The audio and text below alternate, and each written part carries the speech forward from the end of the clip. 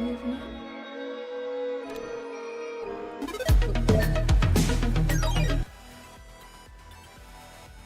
Okay, I think we're good to go. Yeah. I in fact did not grind like I said I was going to. Not for this one. I was kind of like focused on all the other ones. Too many gotcha games. But it's fine. This is fine.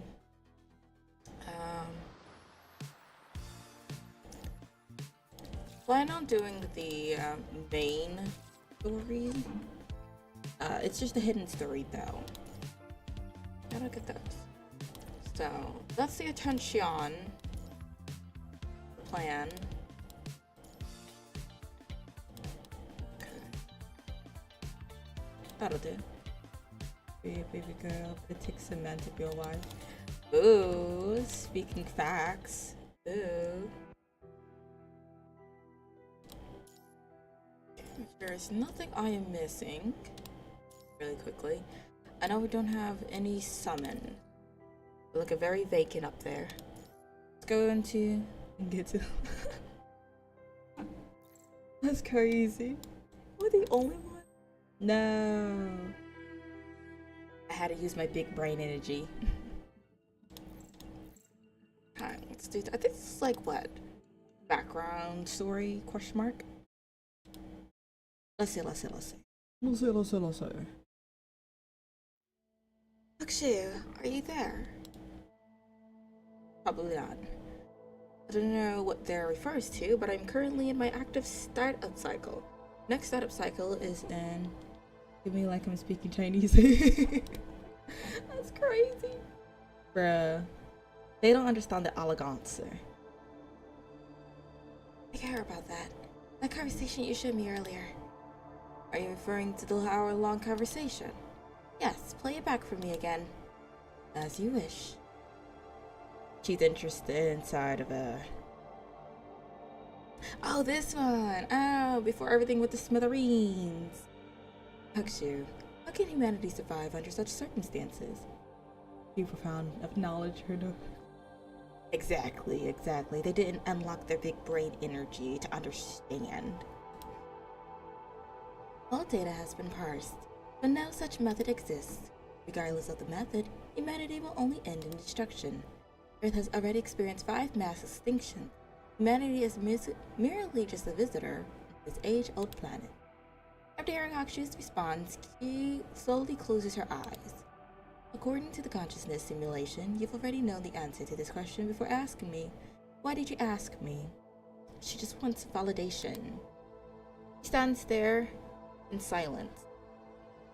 Needs to be understood it. The motion sensor has detected that you have not moved in over 20 seconds. Thanks for that, I guess. Can we only place our hopes in the future? The people in the present? I don't understand your question. That was a rhetorical question, Akshu. What if we expand the scope of civilization and to incorporate the rest of the Earth? Would you still give me the same response, Akshu? Well, this conflicts with your original intent.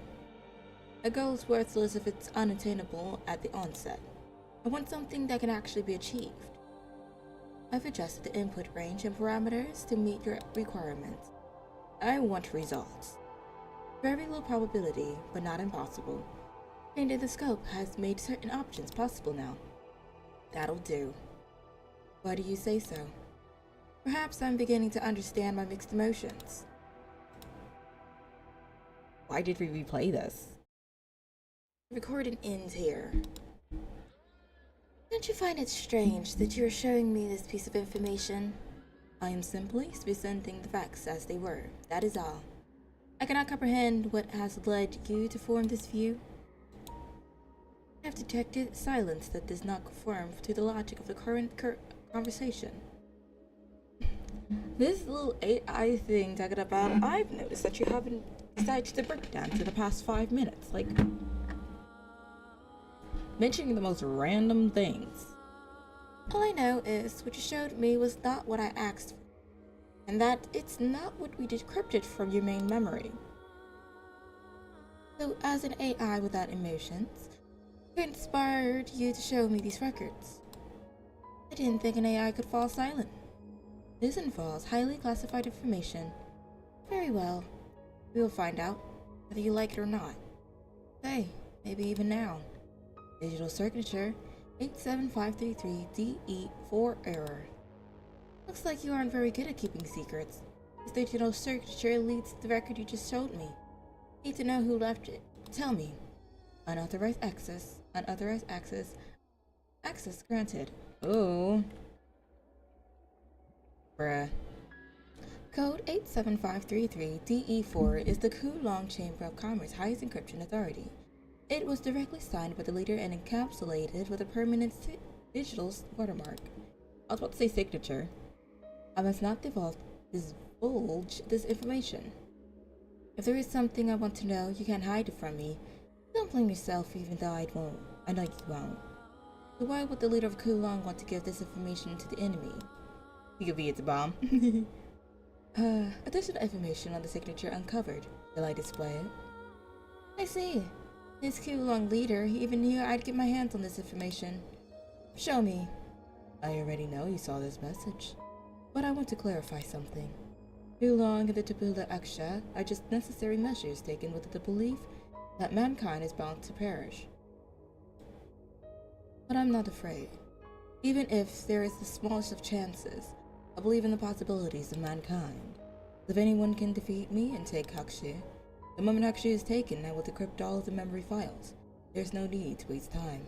These files are necessary to rebuild civilization. ACT Leader Shi.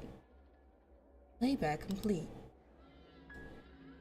I have once more detected silence that does not conform to the current conversation logic. Perhaps this explains why we extracted data from the database almost effortlessly. Even effortlessly, I'm just nuking the S's in it. Finding information on an experimental high-gain antenna cluster belonging to the world government buried somewhere in the Arctic Root Union. I have trouble parsing whether your speech is sarcastic or complacent. Perhaps both. After all, your leader must have never expected you to end up in the hands of humanity's enemy when leaving this message.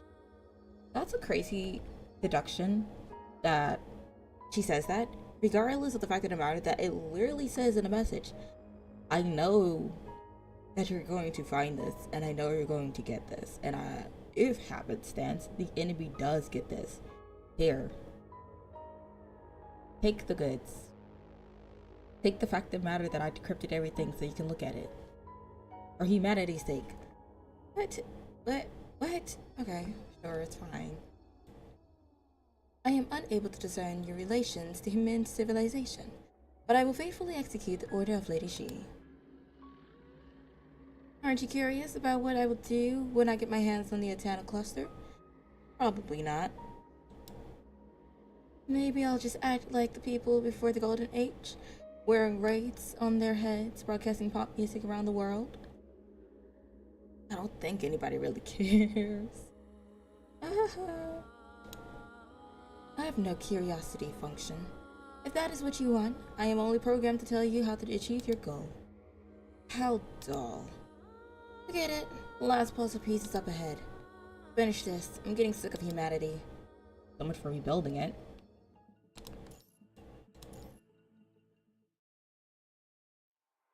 Hey bro, do you think Miss Luna has been acting quite strange recently?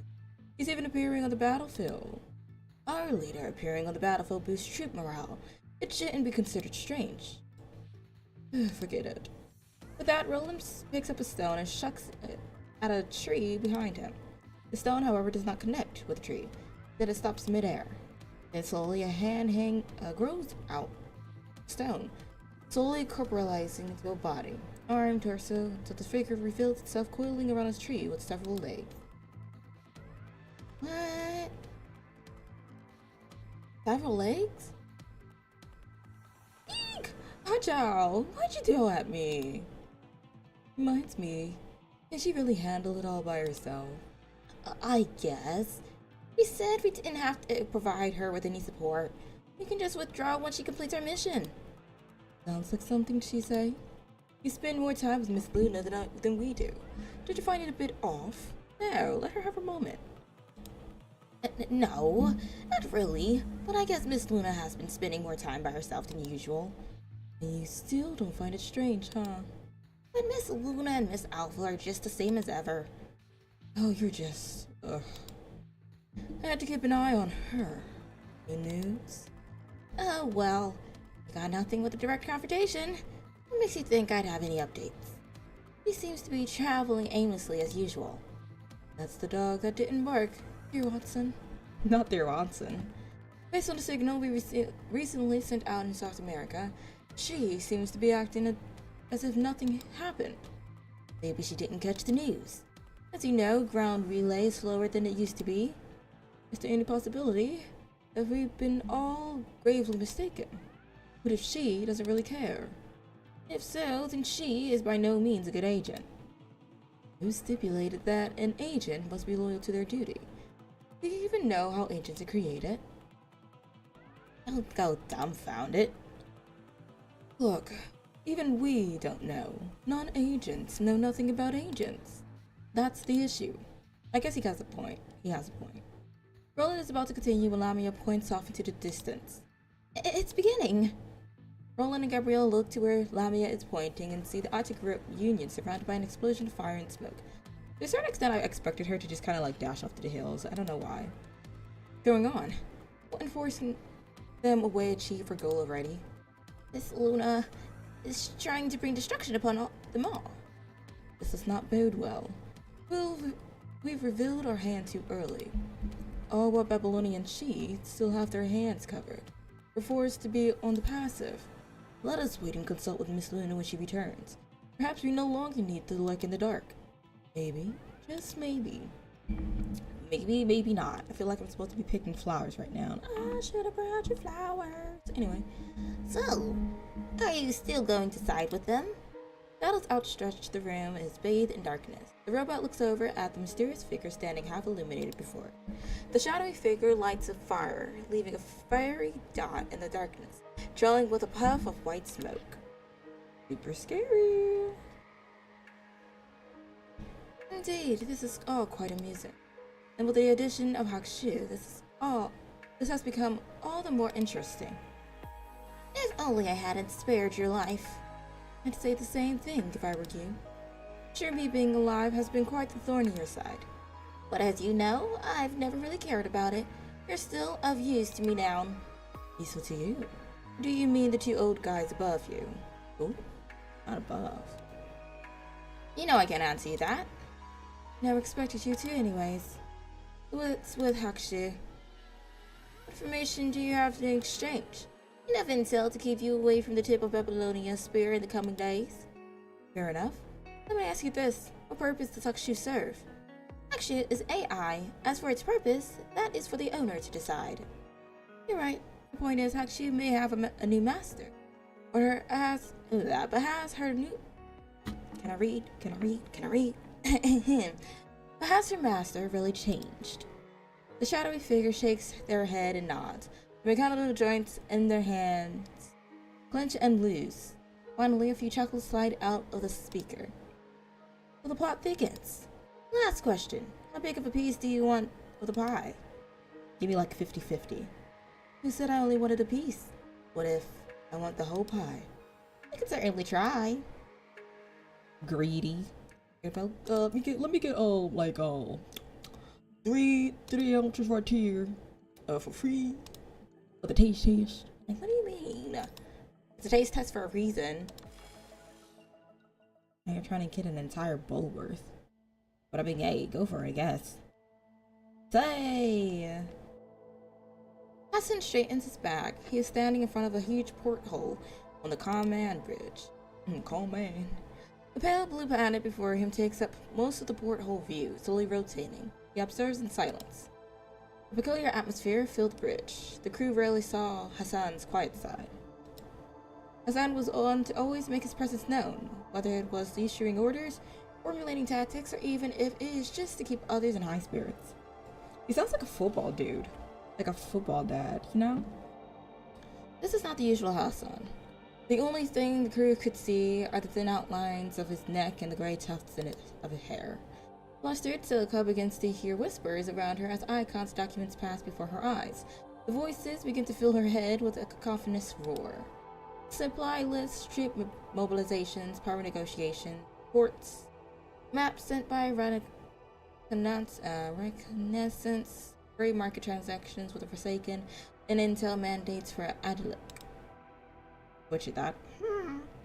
Silica scans the various technical documents with her eyepiece, selecting key intel to be reduced into 200-word reports. Hassan has no time for the details, so she must ensure that everything is complete and correct. Never had Silica's work been so exhausting as today's. I still have a long day ahead of me. How am I already tired? Because you have to be productive. Something we hate. Ah, damn it. Just how many summary reports are there to file? Miss Silica, this is the detailed supply request and defense enchantment plan submitted by personnel from the ARU's core logistics team. I don't know. I need to go back to sleep. Instead of like staying up, I was like, you know what, I'm gonna take a quick nap. My brain is still in bed. Guaranteed. My brain is still in bed. Terrible. Oh, apologies. I have a high priority human. Anyway, intel report to file. Now's not the time to lose your cool. Let me start hooping and hollering. Understood. Submitted to the database through the compliance link according to Omega confidentiality protocols. Do it. I honestly really just want to scan his barcode eye patch. Like, imagine you just get rickrolled. That's something that humanity would do. It's either now or never. This is the only choice according to your plan. ... There's no time to waste. I know. Communications relay terminated. President? What is it? Hassan turns to face Silica, but his face reveals an expression she has never seen from him before. Disappointment. Oh. Vacant, hesitant, perhaps even a head of fear. If Silica had to describe his expression, it would be like if someone killed for the first time. The expression fades from Hassan's face in the blink of an eye. He returns to normal as if nothing had ever happened. As of 10 minutes ago, a total of 76 decision reports have been sent to your encrypted terminal. Please be sure to process them at your earliest convenience. Got it. However, I have already given them a once-over. There aren't any urgent documents that require an immediate response from you today. If there is anything that requires your attention today, or if you like a day off, I don't think Babylonia will go up in smoke. Famous last words. I see. Hassan shows a non-committal expression. He raises his head slightly, as if trying to persuade himself to Silica's proposal. I'm serious, President. How much sleep did you get last night? I didn't get any. It's showing on your face. Please, go get some sleep. It's not necessary. Hassan stays as he reaches for his encrypted terminal, but Silica grabs it first. Please, go get some sleep. But I still have 76 decision reports to process, right? None of which requires a response from you today. Alright, if you insist. With that, Hassan snatches the encrypted terminal from Silica's hand and stuffs it into his pocket. He's going to go home. No, he's going to go into his room because he's kind of already home in a sense. And then he's just going to start looking it over like, no, yes, no, no, yes. I'll press he's lying down. That'll count as rest. See, I told you. He's going to go home and be like, Hassan leaves. He hobbles slightly away the command bridge. He descends the stairs a bit slower than usual, perhaps due to exhaustion. This caused him to bump into someone at the staircase. What's wrong? It's not like you to leave the command bridge so early. Not like you to come to the command bridge at this time as well. I brought something that you need to look at immediately. Of course. It's always when it's time for you to go to sleep, rest or something, take a relaxation. Someone is calling you. Go do the dishes. Go take out the trash. I just want to sit on the couch for 5 minutes. Nicola raises the hard drive in his hand. A bright red top secret seal is visible on it. Let's go to the conference room. I also find it hilarious how it's like top secret. And then it'd be like face first on it. Like if it's top secret, you would think it's probably supposed to stay secretive. You just slap it there so everyone can see like, what is this? Let me go look at it. Maybe not. Tunica could not help but sigh at the sight of Hassan and Nicola turning to enter the conference room. Forget it. I'm disappointed. ETI, Eden Tactical Interference, version 1.417. Loading. Shell system, 100%. Loading. Topographic data. Loading. Record file serial 3394275. I guess that's going to be considered B, question mark? 33.1%. Loading. Record file serial 3394275, B74.8%. Loading record file, just go, 100%. Loading broadcast. Ew. Oh, who's this? He looks like he's from like Kaiju almost. Anyway, texting. This is Pollux of the Babylonia Task Force. Oberos HQ, this is the Oberos team. We have entered the mission site according to plan and have begun the surveillance mission of a new Merz mask. Something like that. As a construct by the name of Pollux finishes speaking, he rotates the camera away from himself and points at the cluster of mountains. I will oversee on-site command. Sergeant Norwell is accompanying me. Hey Norwell, are you in position? No. With Pollux shout, a response comes over from where the camera is pointing at in the distance. Was in place ages ago. I'm already filling out the artillery range table. Copy. Now entering monitoring position. Following Pollux's motion, the camera jumps to a well-camouflaged surveillance bunker up front. I'm in position. Finish with the pre-calibration. If so, send it on over. 7 pre-calibrated locations and 2 hot zones transmitted to your terminal. I just have one problem. I'll spit it out. I send 2 Babylonia Task Force on independent missions and new Basmer. You should know when to keep your mouth shut. Should you know who we take orders from? Alejandro. Let me stop. Commander Nicola? No? Alright then. Here's your answer. You mean, trying to keep your mouth shut. He seems like a ball of sunshine. At the same time, in the Arctic Fruit Union's captain's office in New Murmansk, I said that backwards those last 2 times. Airport ruins, once an air traffic control tower. The place was fitted into an office. Captain, this is the fleet service report. Well, look like it's over. Fortunately, we finished up everything before spring. A stranger in a white coat walks out of the shadows.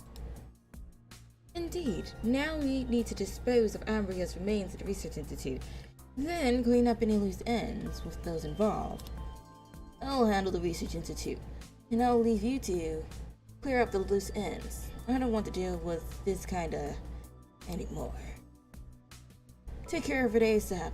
If this affects our first trip out to sea, there won't be enough food to sustain us. Relax, this cover-up will be easy now that Babylonia's getting involved. Suspicious. As long as no one connects us with a bit of history, we should be able to continue on peacefully with the hypocritical Babylonians are forsaken. Not them watching face first, and you can see your face and stuff too. And of course, I'll leave you to blockade the forest guards as well, Captain. The man pats Tassins on the shoulder and turns to leave. Where are we going, Captain?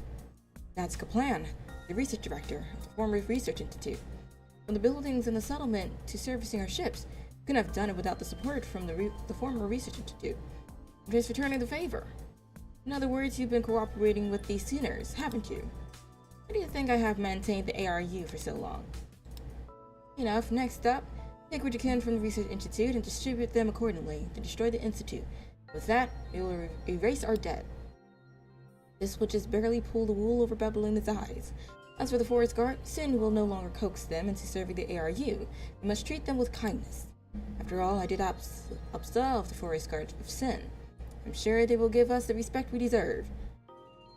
I can't criticize your behavior as a member of the ARU, but what could go wrong if we weren't the ones that sent them to the Institute? I just did everything within my power. Alright, this matter is over and done with. No more further complications. You don't want past ghosts coming back to haunt the ARU, do you? Hello, Nodim. How you doing? Welcome. Understood. It's almost spring. Our top priority is to ensure that we have stable food supply. Like everyone is just Oi, let me tag along when you be going out to see the spring. I need me some sardines to make salted fish. Salted fish? Where'd you get the salt? Someone over by the cat. Wait, you could just get salt water? And I think you could just boil it down. You can make homemade salt water. You're okay. Anyway. So there's 2 or 3 warehouses full of daily goods in the ruins of the old research dinghy. If we're lucky, they'd be salt. A whole lot of salt. And that's why I decided that I'd pick up my old man's business of selling salted fish. I haven't had your old man salted fish in ages. They assembled the first batch for me. I'm just butchering this. Woo! Oh. As the 2 men are talking, a white light suddenly appears. Flashbang. Starting as a white glare in the sky expands rapidly in front of the 2 fishermen, burning their eyes in the flash. The 2 men hide behind cover to escape the blinding inferno, trying desperately not to look directly at it. What was that? Sunrise? But the sun is already up. The sun is already up, my dear. It's already new, Dumbo. Whatever it is, it ain't the sun. The port besides becomes submerged in the increasing intensity of the light. Under the gaze of the 2 fishermen, the steel buildings turn to dust and blistering heat rivaling that of the sun. I beg your pardon? Then, at the sight of complete annihilation, the 2 did not notice the warning given to them. But to the warning giver, what was said had already been said. Leave? Say less. The white figure summons what appears to be a railgun from the void around her. It begins charging energy. The heat from the railgun brings the fishermen back to reality. They finally notice the white figure before them. And with that came fear. Ah, help! Oh! Okay, hold on, but she's kinda dripped with the mask there. It's been a while since I've tapped into the power of the Ansenet. Might be a little rusty with controlling it. But no matter, let this be a warning. Not to mention, the white figure finished charging the railgun like object and fires a pillar of light in the other direction. Neither hostility nor an act of oppression. To the white figure, moving without haste, it would be too much to even call this a fight. Rather, this must be a punishment for previous wrongdoings. Ignoring all the actions of those punished, she proceeds forward as she continues her onslaught. What part of leave do you not understand? Damn it. What is that thing? Compare visual features, hurry. The captured image have been sent to your terminal. It's Luna. Damn it, why is she here? What strategic value does this serve for the Ascendants? No, it doesn't matter either way. Not like we can access this intel. We just have to do what we can for now. Connection request sent to Babylonia. However, it'll take some time to establish the handshake protocol. What do you mean a handshake? I won't hold my breath. Let's use a server in the nearby conservation area to set up a data transfer. That way, even if we can't establish a connection, we still have a copy of the data in the conservation area. Then we'll release the 2 drones we bought to capture imagery and energy readings on Luna from as many angles as possible. Then what? What else is there? All we can do is wait on Babylonia. Ooh, I could not do this job, because what do you mean that we're just gonna sit here and watch someone just use a nuclear bomb? Just wow, the place is to smithereens. I couldn't. But don't think that you can be a hero just because you have special equipment.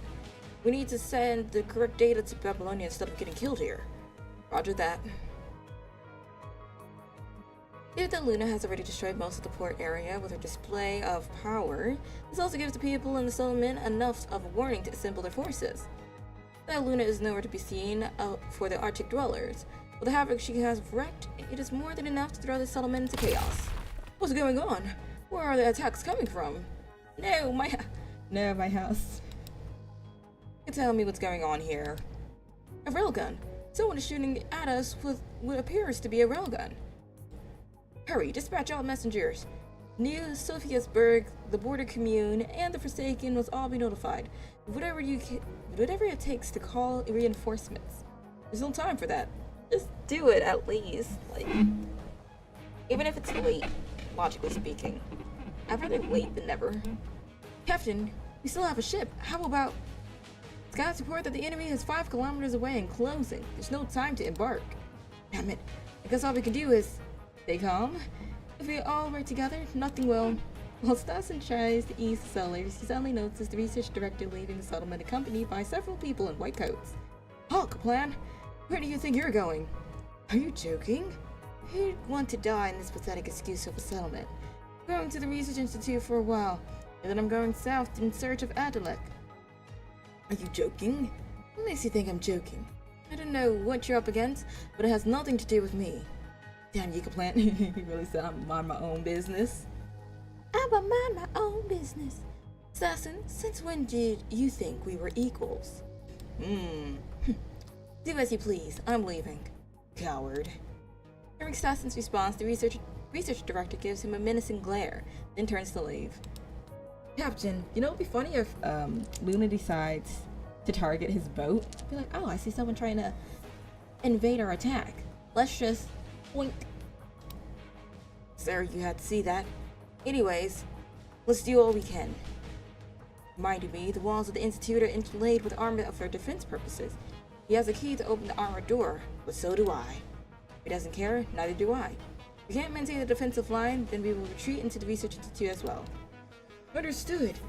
What about the elderly and children who have difficulty moving? Leave them. Oh. Okay. Evacuate them to the refuge shelters beneath the old theater. The 3 rooms should be able to comfortably hold over 100 people. I was kind of expecting them to be like, leave them. They're not important. Just think about yourselves. I guess he really did turn a new leaf. That's crazy. If we win, we'll let them out. If we lose, someone will let them out, eventually. That's the best we can do.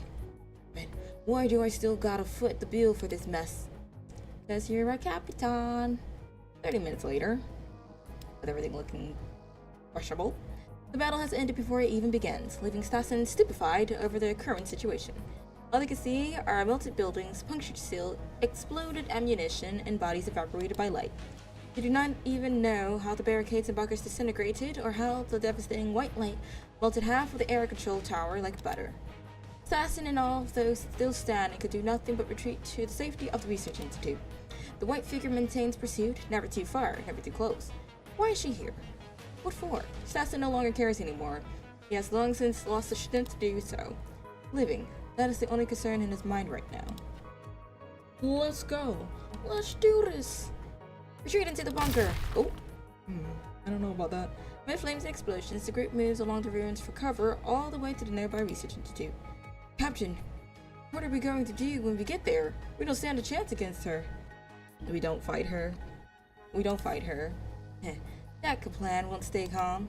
As soon as danger approaches, he'll play the ace up his sleeve. Are we sure about this? I don't know. He seems way too confident. I feel like something's gonna go wrong. Then, just like Stassen foretold, several turrets and missiles launchers protrude from the wall of the Institute and begin firing at Luna. Okay. Explosions and smoke envelop her in an instant. The turrets continue to bombard the area in an unending stream of explosions. Captain, what do we do now? What else is there to do? While they're busy fighting, we run. As the bombardment continues, Stassen and the others make their way to the Research Institute entrance. This inputs the key code. Then everyone enters the elevator and proceeds underground. Okay. Got a little something. Alright, we'll be safe underground. Once the fighting is over outside, we'll look for Kaplan. Then we'll make him pay slowly. Let's maybe not do that, actually. Oh my gosh, look at the birds. Captain. Yes? Where are we? This is the safest place in the entire Research Institute, and where the armor plating is thickest. This place isn't on the map. It's where the Institute conducted preliminary screenings for test subjects. In other words, it's an execution chamber. What did you say? See these pillars? Kaplan and the others tell them that this is the reception hall of peace. When the time comes, test subjects were taken into the sealed observation room and then injected with experimental drugs. Just like that, they would filter out the most suitable test subjects from over 200 people and proceed on to the next phase. That Kaplan must be in the observation room as we speak. Captain, how do you know this place so well? Did you? Yes. The second mate begins to raise his voice, but Stassen rushes over to cover his mouth. Shh, quiet. He's busy dealing with that monster right now. He won't have the time to check what's going on behind the observation room, so we can sneak in once the battle subsides, got it? Keep quiet and I'll let go. How much do you really know? Well, I didn't help them kill anyone. But this is all over, Captain. You have a lot to confess. Let's maybe not do that. See, this is why they don't share anything nice with folks. What's that? An explosion? This can't be. There were 6 floors of armored plating disguised as steel structures. Even railguns shouldn't be able to. What on earth are we up against? It's coming from the wall in the direction of the observation room. Hurry, hide beneath the pillars. Just as Stassen and the others hide behind the pillars, the wall in the direction of the observation room begins to glow red and blister right before their eyes. Then an explosion shoots fragments throughout the hall like a shotgun blast. The 3 pillars take the brunt of the damage. A black mass is thrown into the hall as a terrifying and familiar white figure floats in. It's Kaplan! He has no plan. But then, I'm sorry. Anyways, the remaining half of the man thrown onto the ground is wrapped in a white coat, lying amid the wreckage of concrete and steel. What is it you want? I'll give you anything. Cap. That will be necessary. How lucky I must be. You're telling me about this place? It's more than enough. I've already found what I'm looking for. Then shifts her gaze from the languishing body on the ground to the remnants of the 3 pillars. You are of no use to me now. Ooh. Good day, my dude. Luna waves her hand to summon the railgun. The frightened man drags the remnants of his body towards the pillars. No, please, no! Why are you running? You know it's meaningless. Having said that, Luna makes no attempt at stopping the desperately crawling man, nor does she even aim the railgun at him. It seems as if she is waiting for something. The research director finally climbs to a half-collapsed pillar. Just as he is about to seek cover behind it, he sees Stassen hiding behind one of the pillars. And you. Right at that moment, a white beam of destruction devours him. Come out. Don't think you can hide forever. It said hide from me, but apparently I can't read. Anyway, I'm just casually adding different lines into it. Woo! I don't know why, but every time I read, I autocorrect what it could be there. That is usually most commonly used. And then my brain actually registers what it actually is there. And I'm like, Ips. That's not supposed to be. Forgive me. But we throw down. I don't know, the mask isn't bad, but it's not it. Why? Do you mean why I killed him?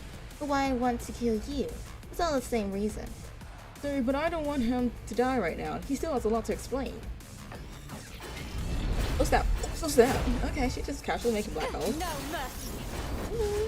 Endless night. Freeze the moment. Ha! No. Okay, she removes the mask for some reason. Endless night. Freeze the moment. There's still time. What's up? Oh, okay, I guess that was it. I'm fine. Oh, come on. I didn't get hit at all, but the cutscene requires me to get hit. That is a shame. May he rest in peace. You're the only one left. You're right.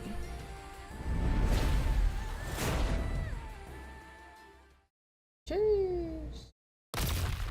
Humans. How pathetic we are sometimes. Never dying when they should. And when they realize they must live, they try to end it all again. What are you trying to say? I always thought that a day would come when I finally put all this to rest. The Forest Guards will gradually earn their freedom. We'll gradually free ourselves from the technology of the old Institute.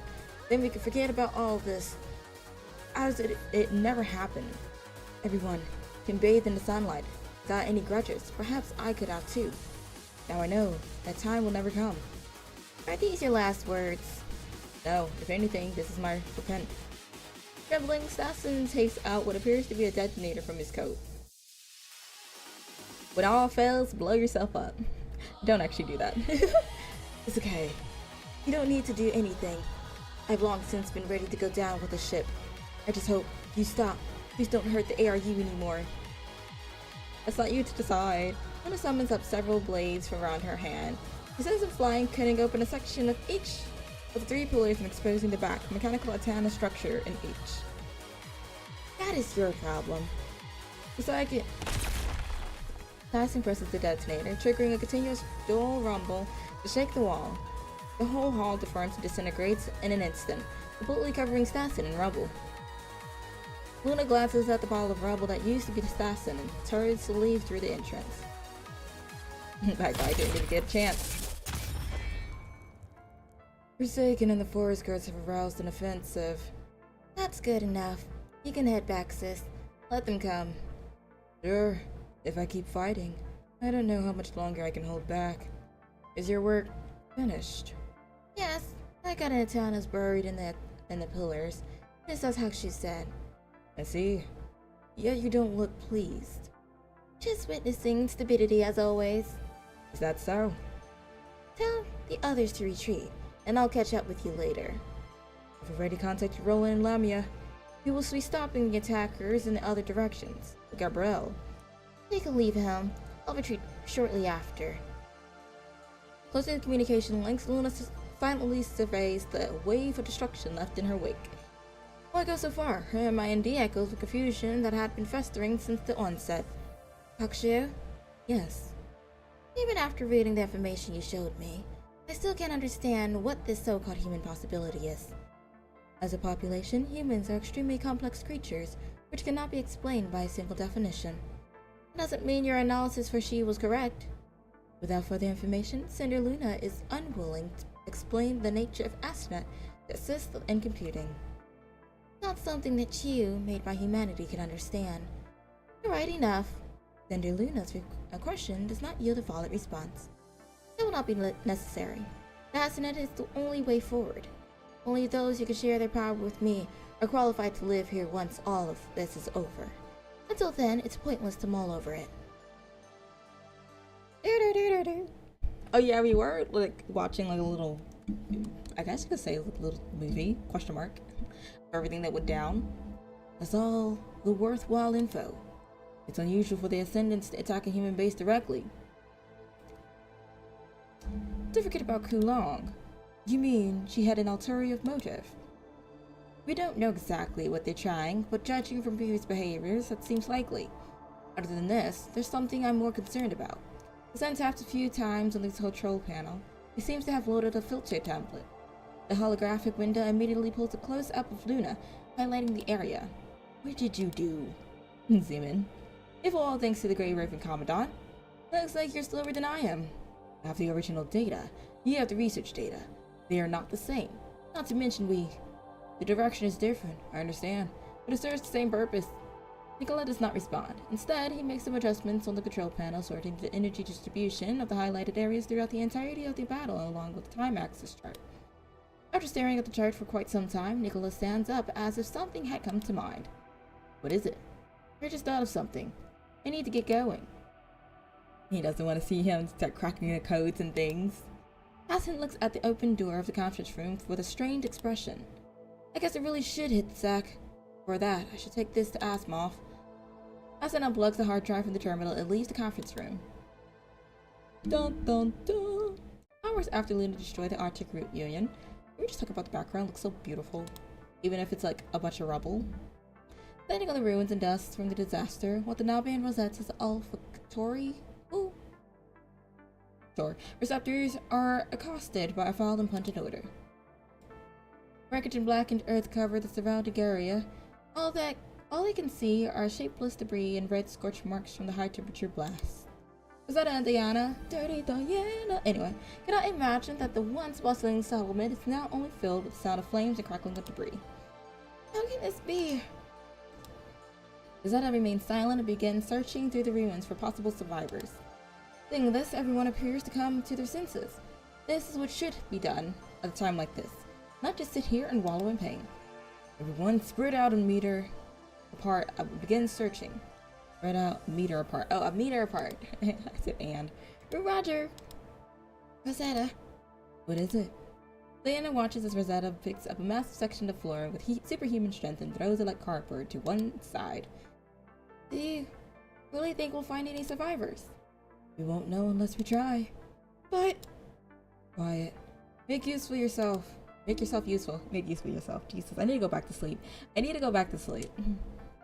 Make yourself useful. Do not forget hope out of fear. We will never give up hope. Right. Diana nods thoughtfully and accompanies Rosetta in taking the forest guards to clean up the ruins. On the other side, Clark, who had just finished his report, notices that Watanabe is no longer responding as diligently as normal. Rather, he appears to be lost in contemplation as he watches people hurriedly working in the ruins. Leader? Go and help. As Rosetta said, we can't forget hope of shock and fear. And can think about further down the road. Watanabe's eyes move away from the people working in the ruins. He turns to look up at the sky severed by black smoke, as if glaring at a past enemy. I find it funny that Assassin was like, hey, take this and take that and then burn the place down. And Luna was like, well, you can just leave everything in there and I'll burn it down for you. I'll burn it down for you. Wink, wink. We are the Forsaken. Never we forget. I always thought I had seen enough dead people during my time at war, but today I realized that, you remember, that is why we are here. Whether flesh or machine, humanity is still just dust in the wind. Even settlements, very little against the Gal. The enemy who wants to destroy us is so powerful that even with my knowledge of war, I can't find a way to defeat them. Descendants, what must we do to defeat you? Nothing. But no matter how many times you destroy us, people will remember. Atop these ruins, they will build anew. And this, you will never understand why. And even if you did, you have made your presence known here. We won't just sit here and let you run free. Or will they? When can we get out of here? We can leave once the captain fights away the bad guys. Until then, we need to be good and wait here. I haven't seen an attack like this in all my life. With that timid assassin in charge, we better count our lucky stars. Even so, what other choice do we have? Are we gonna die? Of course not. Someone will rescue us. Evan, what should we do? I don't know. If we can count on Mr. Stassen either. But that's okay. The ARU isn't alone. We've also got the Forest Guards, Forsaken, and Babylonia there to help us. They won't let anything bad happen. Really? Don't forget Ambria and New Sophiasburg. Evan, I heard something. Jaw points in the direction of the sound. A light knocking is heard vibrating through the heavy reinforced steel doors. Evan rushes forward and looks through the periscope. A moment later, people can hear sound from the outside world. Anyone there? We're here to rescue you. There. We're in here. Come get me, please. It's very dark. There's no light. A world without light would be dark. Oh wait, is that it? Wow. The hidden story was oddly short this time around. I'm calm. Yoink. Wait, is this Nanami's story? No, that's maybe? It looks like Nanami's story.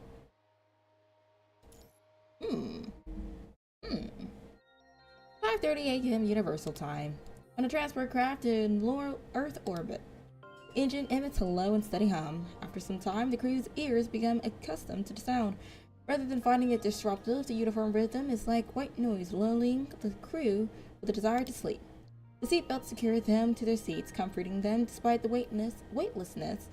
Yet, their need and longing for gravity are instinctive. Carved in their genes, there is a sense of emptiness and loss in the vacuum of space. This loss only amplifies the sense of drowsiness.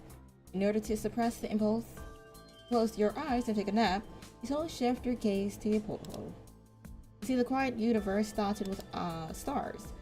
The transport craft should be traveling at inconceivable speed, but the vastness of space, the stars, millions of light years away, fail to serve as a reference point for you. Moving forward, regardless of how fast the ship is. If it were not for the hum of the engine in your ears, there will be no sensation of the ship moving. The sense of emptiness continues to escalate. Just as your consciousness is about to succumb, numbness makes its way up your spine. Everything you see appears to stop, as if someone pressed the pause button. Fragments of memory begin to rush before your eyes in a kaleidoscope of colors. Asmov, hey! I need a little more comedy or something in the story, or like some action. I please. Begging. You were infiltrated by Huckshu in City 75. Your mind beacon was forced into the corrupted MIND. initiating an MIND connection with a corrupted as unprecedented. After a thorough examination, we found that your mind beacon has become corrupted, and up until this point, you haven't been able to recover from the corruption. I'm sure you've also noticed that your MIND has fallen into a constant state of intermittent memory replays. Memory replays isn't exactly the most appropriate term for your symptoms, but it'll do for the time being. In other words, you will randomly fall into a chaotic storm of memory flashback without warning. Some of your repressed or supposedly forgotten thoughts, numerous fragments of memory will bombard your consciousness. There's nothing wrong with your physical body other than the mind beacon pollution, at least for now. The Science Council also wants to put you under constant observation to see whether any other physiological functions will be affected by your corrupted mind beacon, but that's for later. I think you'll have more difficult challenges to tackle in the interim. Your vision fragments speak again. Oh, is this little flashbacks that we're having just randomly while sitting in a chair? What happened in the underground cavern is enough for you to be court material. Court? Marshall. I don't know. Where's the music? You're still sitting here only because you were responsible for defeating the Polyphag. Locking up the heroes responsible for defeating the Polyphag will only cause an uproar among the people, so the decision was made to allow you to continue field operations. However, don't think your merits have offset the severity of the issue. The authorities won't simply let bygones be bygones. As long as the distrust remains, countless pairs of eyes will be watching your every move. If you do anything out of the ordinary during this time, even the president can't protect you. Nicola has always been blunt. Pay it no mind. You know what he meant. It was more of a reminder than a warning. I know. Are you telling me this? Because I have a suspicion that this isn't over yet. I need people I can trust and deploy when time comes. That includes the Grey Ravens. I don't have time to have my people tangled up in bureaucracy. And neither do you. At the very least, soldiers should die on the battlefield, not on the gallows of those they serve. The most important thing for Eden now is to solve problems and defeat the enemy, not go on a witch hunt against one of our own. As long as you can prove your loyalty and your worth to Eden in the next battle, that supervision will naturally lift. Right now, I've heard from Asimov about your problem. Do you want to stay in the ICU, or continue duty on the front line? Where's I? A golden arc of light suddenly shatters your recollection. You're heading into a rock. The consciousness returns in an instant. You do not have the time to think about how long you were out, seeing that the arc slicing through your memory was not an illusion. It is real. Outside the porthole, the unchanging scenery suddenly shifts with the appearance of the arc. Like a scimitar, fresh out of the forge, a gentle and curved horizon forms in the afterglow of the golden light amid the sea of stars. Hidden up until this moment, Earth finally reveals its true face. Soon the faint golden light turns blinding white as the transport craft continues to coast along in orbit. The sun slowly rises from the distant shadow, illuminating the surface of the blue planet in its entirety. Without the atmosphere to scatter the light, the dazzling rays of sunlight are sharp and absent of their usual tenderness. Just staring at it momentarily fills your brain with an unspeakable sense of vertigo. Calm and then someone seems to be calling out to you by your ear. Commandant! Right as your thoughts are about to drift away again, the stern voice brings you back to reality. Is it, red hair? Oh, it's Alartine! Oh my god! He's always looking disappointed. You suddenly turn your head to see Liv and Lucia standing before you with looks of worry. Lee furrows his eyebrows faintly. Uh-huh. Then he lets out a sigh of relief. His frowned brow seems to relax as well. Don't look directly at the sun without the proper equipment. Even though the porthole is equipped with a filter, the UV light is still enough to burn your retinas. I'm fine. We're just lost in thought. Sure. Lucia looks out of the porthole to where you were looking. She seems to want to say something, but before she can speak, she is interrupted by another harsh voice. Is now the time for slacking and idle chit-chat, Grey Raven Commandant? Following this, a hologram projection appears before you. Oh my gosh, he looks so friendly. Fluorescent lights form the outline of an elderly man in the air. He is wearing the same standard issue Commandant uniform. Every meticulous pleat is as stern and upright as his expression. The man's eyes are slightly clouded with age, but his posture remains upright like that of an unyielding pine. With eyes like an old falcon, he scans all the soldiers aboard the transport craft. Although you are not communicating face to face, and there is no literal eye contact, all soldiers present subconsciously straighten their posture as they meet his gaze.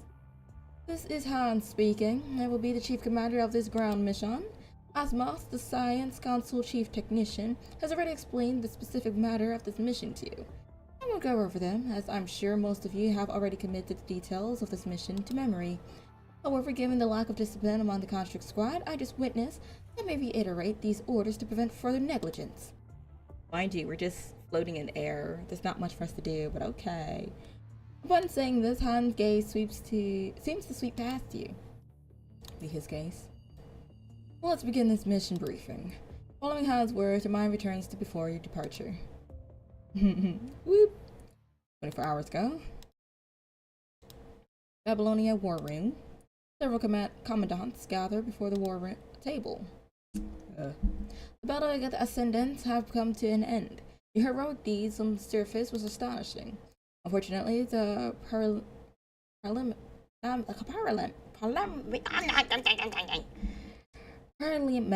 is unable to give you the medals and honors you deserve at the moment, because it was just too hard to say. After receiving this urgent assembly order, you probably realize new troubles have arisen and are imminent. Silica, project the information. Yes, President. Silica quickly operates the terminal, and the holographic projection reveals a series of remote sensing images. My brain is still asleep. Immediately, the dark blue screen is covered with a large swath of red.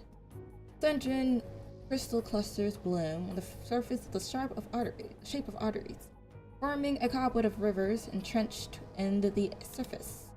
Some of the images are very blurry, either due to issue with the transmission, or perhaps the photographers were facing external threats and unable to record everything. Someone gasped. Shortly after, the entire conference room falls deathly quiet. You could hear a pin drop. I thought it was like the writing pen, not okay. Aston clears his throat, breaking the solemn silence. Asimov, since you were the first person to organize the data on the current situation, I think it's only appropriate you take it from here. Asimov nods and approaches the war table. By the look of his haggard expression, pale lips, and faint dark circles under his eyes, he appears to have had several sleepless nights in the past few days. However, right as he opens his mouth to speak, his usual professionalism as the Science Council Chief Technical Officer returns. Some of the teams that were dispatched during the last large-scale ground operation may be unaware of this, so I'll explain it briefly. As you can see, during our last ground operation, we uncovered dark red tides containing new, he pauses for a moment as if struggling to come up with the proper wording, new forms of the punishing virus. Wow. Based on their physical properties, the Science Council has decided on the name Red Tide for the time being. However, this is definitely not a natural phenomenon caused by the explosion of I'd be adding big words. Come on, I'm dumb. Proliferation of red algae in the conventional ecological sense. This entity has nothing to do with water. After conducting an analysis of samples, the red liquid you see is the punishing virus itself. One of our construct teams engaged in a direct confrontation with the Ascendants during a previous operation. Nicholas suddenly steps forward and interrupts Asimov. Get to the point, Asimov. Aren't you a ray of sunshine? Nicola, let Asimov present whatever information he feels is pertinent to the mission. Asimov furrows his eyebrows, seeming slightly displeased, to continue speaking. I won't repeat the specific details of the operation, only the results. The commandants present who have participated in previous operations have most likely encountered new forms of corrupted. These enemies are unlike conventional corrupted. Instead, they are a form of pure punishing virus, possessing apparent biological features. More specifically, they represent the evolution of the punishing virus, punishing hetero creatures. The specific mechanism and reason are unknown. We don't know why the punishing virus is capable of self-evolution. The only thing we can say for certain is that they are created by the punishing virus within the red tide. The red tide will devour machinery and organisms, then decompose them into nourishment for breeding hetero creatures. Originally, after repelling the Ascendants, the proliferation of the red tide began to diminish. However, we received a transmission from the recon team 24 hours ago. And that makes 48. Red tide has resurfaced. The proliferation is different from last time, so we didn't realize the severity until it was already too late. The red tide is like a relentless cancer, going into remission only to recur new. The red tide initially lurked in an underground cavern that was designed as a nuclear fallout shelter by City 075. It circulated through the city's underground waterways before reaching critical mass and emerging onto the surface. We dispatched our recon team to the city ruins to ensure that it was under our supervision.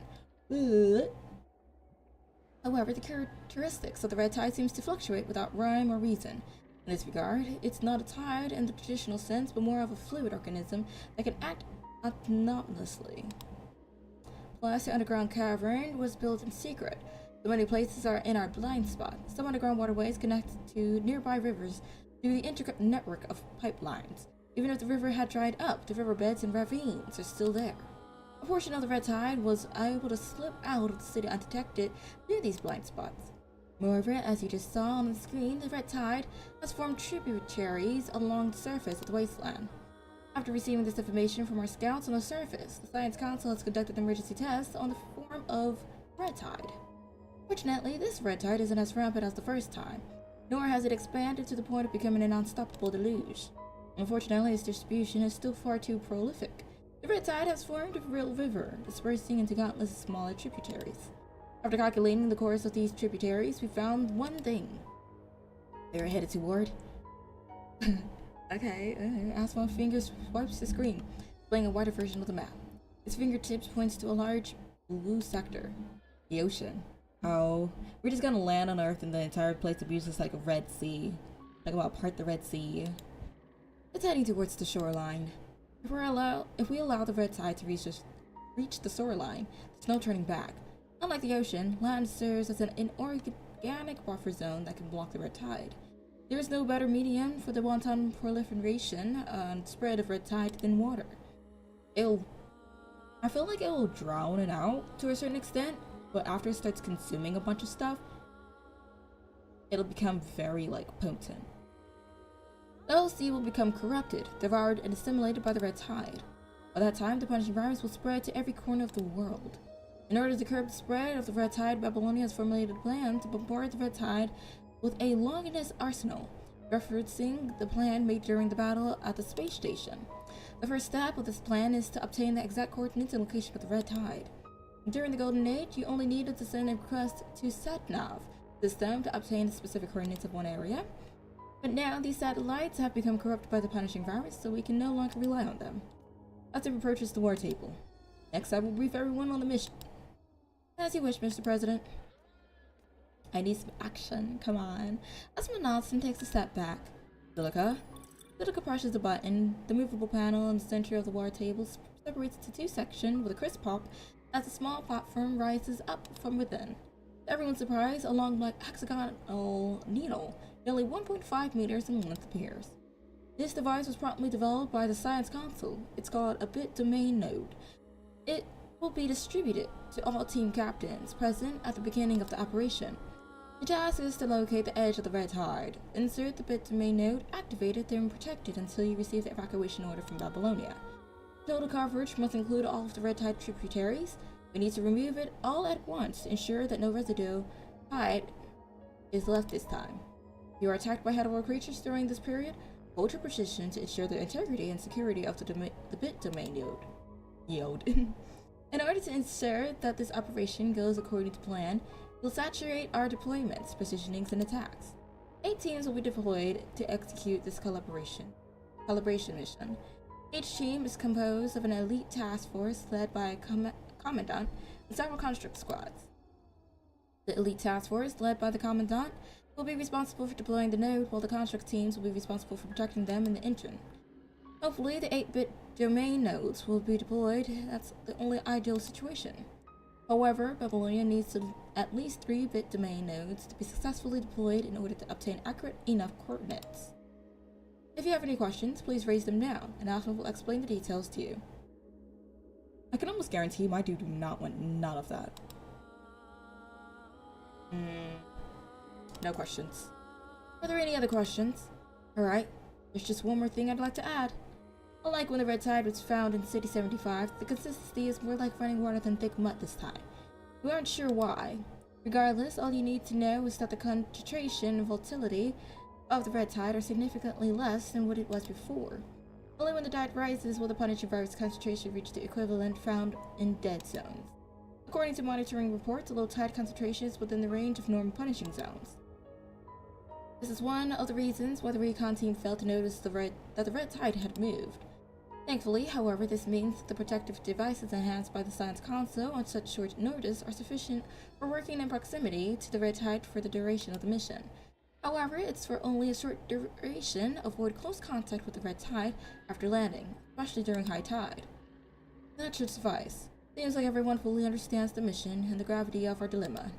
This presents an important opportunity for Babylona to launch an attack. However, we need to change orbit and reduce altitude to commence the attack, which puts us at risk of intersecting the network and corrupted satellites. As such, our anti-air defenses won't allow us to remain in position for very long.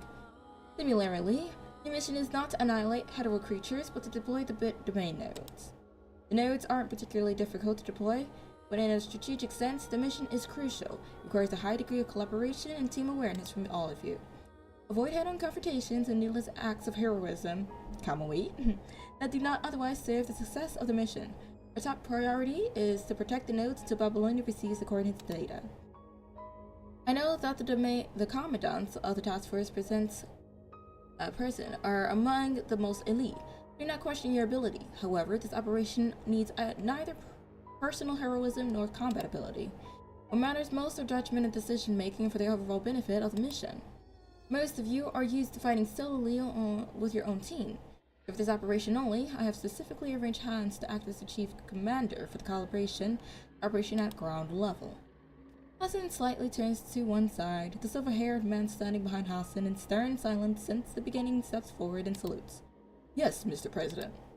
Some of the team captains show faint expressions of confusion on how an elderly man, seemingly a few years older than even Hassan, is serving as the chief commander for such an important mission.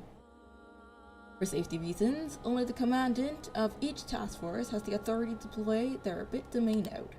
Please make accurate judgment and verify with Chief Commander Hans before activating your bit domain node to ensure that Babylonia receives the most accurate coordinates. The rise and fall of the red tide will greatly affect the real-time topographic changes within the combat zone. There may have already been significant changes within the duration of the meeting. In case of emergency, please follow Chief Commander Han's orders. So exciting. This concludes our mission briefing. As previously stated, give priority to my command. Don't question my judgment. Obeying orders is the first requirement of a soldier. I hope the forces of Babylonia nowadays won't let me down. With that, his hologram disappears from the transport craft. Right as the fluorescent light dissipates, everyone could not help but breathe a collective sigh of relief. Voices from other construct teams could be heard nearby. They don't want none of that. Have you met Chief Commander Hans? Nobody looks older than the president. Isn't he a bit old for going out on the front line? Who knows? Don't write off Chief Commander Hans so easily. There must be a reason why the president arranged for this. Commander Chief Hans was born in the Golden Age. He experienced the post-pandemic age and the Acadia evacuation firsthand. After that, he continued to work in the Center of Combat Intelligence as one of its core members. I didn't expect that this operation would need someone of his caliber to join us. Sure, he's seen his fair share of warfare and bloodshed. Just like the president, he's bound to be strict on others. Don't take to heart what just happened. Thank you. He turns his head slightly and scoffs quietly. I'm only stating a fact. This personal information is not confidential and can be accessed directly in the archives. There is nothing we're talking about in private. You smile and nod at Lee. You glance at the side of Lucia, who is staring out of the porthole. Lucia. Apologies, Commandant. What are you looking at? I'm just looking at the same thing you were, Commandant. Sunrise? Yes. You were just lost in thought, were you? Maybe. Maybe. What are you thinking about, Commandant? Sunrise at low Earth orbit looks completely different than it does on the surface. Is that what you were thinking? Maybe. Like, we were having random flashbacks and we're just like, yeah, I was looking at, like, sunrise. Lucia lets out a barely visible smile. I'm finally beginning to understand what you were thinking, Commandant. So bright. It's even overloading my visual components. In low Earth orbit, Babylonia completes one revolution around the Earth in approximately 2 hours. Such a sunrise occurs more than 12 times a day. All residents, feet and born in space, have long been accustomed to such a spectacle. The rising and settling of the sun no longer serves as a symbol of hope. Day and night are no longer measured in 24-hour cycles. People must rely on other ways to define their day. How much longer? How much longer until landfall? 300 kilometers is not that far. Looking down from the height, the entirety of the blue planet is no longer in view, only the changing surface. The red-tinted earth, the blue ocean, rolling storm clouds along the tropics dancing in the stratosphere, brightly shrouding the earth. For some peculiar reason, as the distance gets closer and closer, the haunting sense of emptiness gradually disappears. This is not going to, but returning to Earth. Upon arrival, everything will once again carry its intended meaning. It is the cradle of all life and the home for which all life will return. Attention passengers. The aircraft will begin to decelerate and reduce orbital altitude.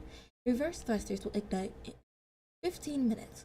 Rapid deceleration will generate 2 Gs of force. Please fasten your seatbelts. The broadcast on the intercom suddenly halts all extraneous thoughts. Sit upright and firmly grip the handrails. The sudden force pushes the crew firmly against the spongy padding of the seats. The overwhelming pressure strains their eyes, hearts, and bodies. For this oppressive force and restraint, completely dispelled of all previous unprovoked confusion. Oh, we get to fight. We get to fight in this one. Yes. Yes, queen. Yes.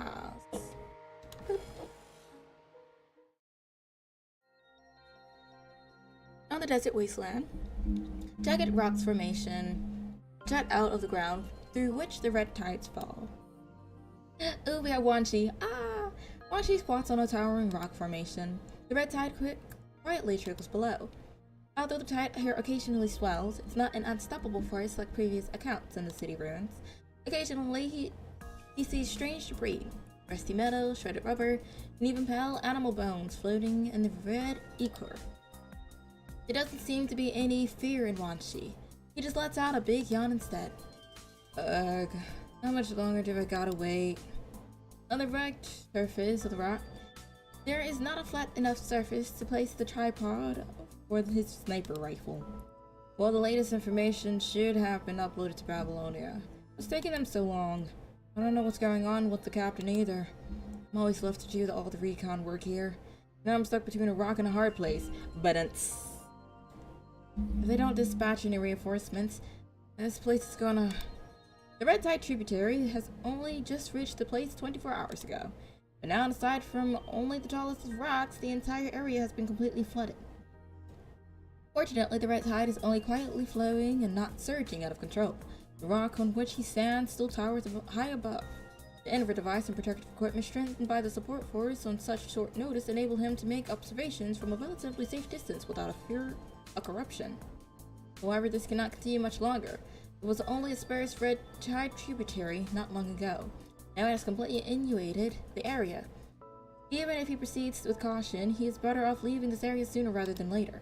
Not only is the punishing virus concentration rising, the red tide also brings life to the punishing virus. The red tide surging below the rock is a breeding ground for hetero creatures. Large red crystal clusters, like reeds and shrubs, surrounded by trickling tide. Red creatures of various shapes and sizes pass between them. Well, that means that the red tide could just consume like fish and stuff, and use the fish to create this big old monster of sorts. Like, imagine fighting golems of just red sea monsters. That doesn't sound very ideal. These creatures are neither corrupted machines nor constructs. These hallowed creatures glowing with a red aura are merely vestiges of life on Earth that have been devoured by the red tide.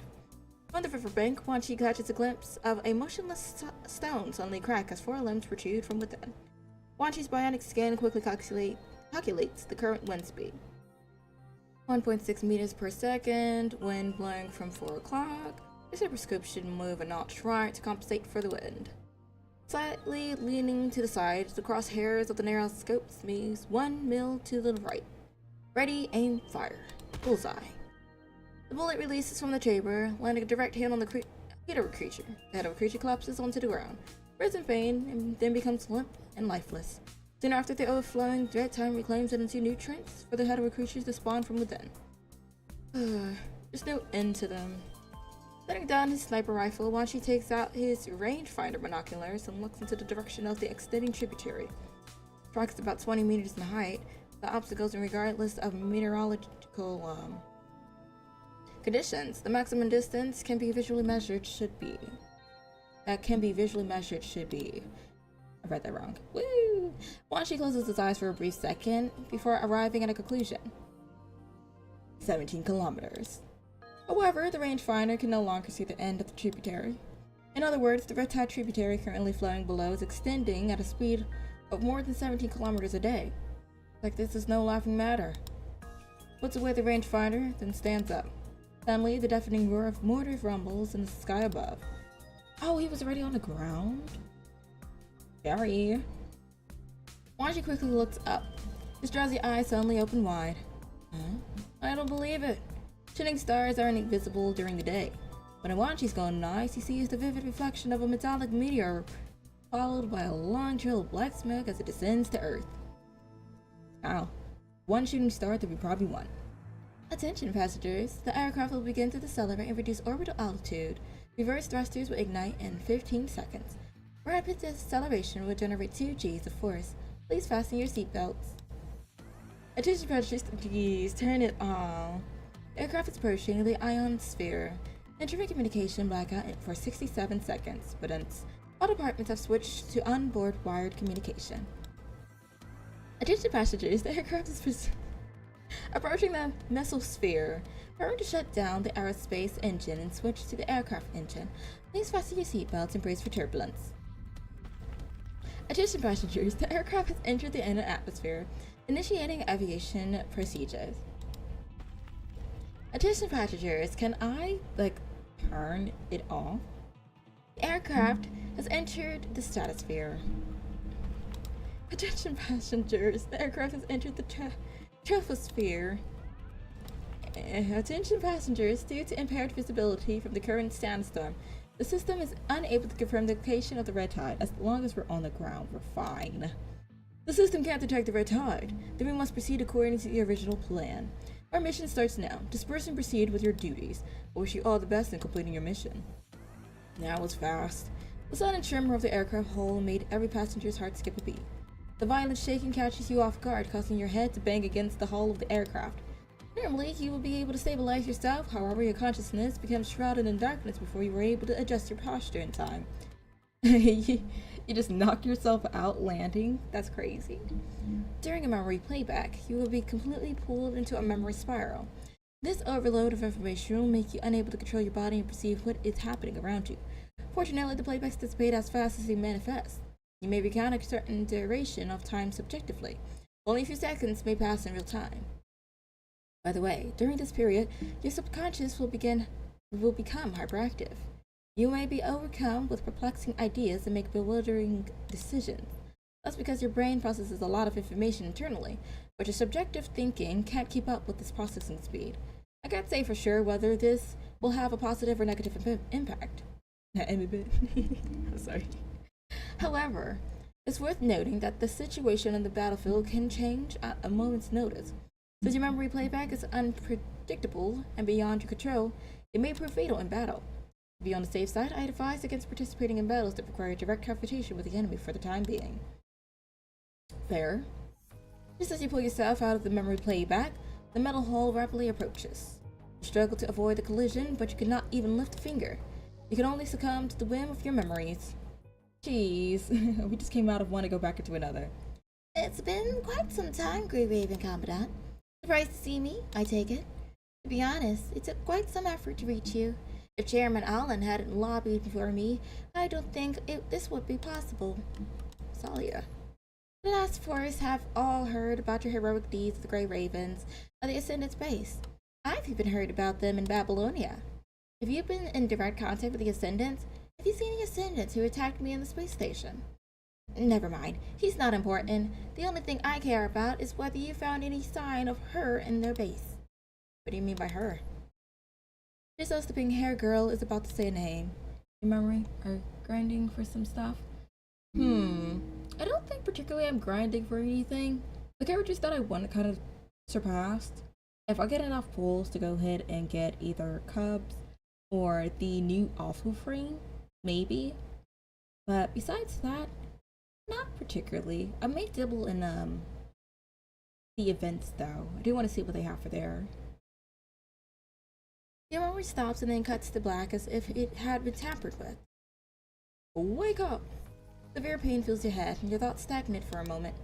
Commandant! I need to get up. Sorry, I was just lost in thought. It's turbulence. Stay put. Attention passengers, the aircraft. Oh my gosh. It's the attention passengers. The aircraft is experiencing turbulence, attempting to stabilize altitude. Please stay seated so as not to change the aircraft's center of gravity. Thunderstorms rumble outside of the transport craft. Electric arcs flash among the clouds, shaking everyone with an even more violent tremor. Experiencing excessive turbulence. Attempting to disengage by expediting the descent sequence. Please do not panic. No, in a situation like this, that won't. The turbulence continues to escalate. Due to the emergency maneuver, the aircraft has deviated from the original target. The aircraft is still experiencing turbulence. We can tell. We're just shaking all over the place. Turbulence has deformed the port side wing due to excessive load bearing. Aerodynamics compromised, initiating emergency landing procedure. The sharp crunching of the ow. Are we even going to be able to take off like this? The sharp crunch of the port side wing proves to be a final blow to the transport craft as half of the deformed wing plummets to the ground. The aircraft cannot return to a stable altitude for landing, estimating ground impact of approximately 15 degrees at this angle. The aircraft is at risk of crash landing. Where's the pilot? Initiating parachute evacuation procedure. Depressurizing cabin. Opening tailgate in 15 seconds. Tailgate open. All personnel, please parachute out immediately. The initial impact against the hull nearly knocks you unconscious. You struggle to move. Descending into a tailspin, the blood on your forehead blurs your vision. The seatbelt is now proving to be a death sentence.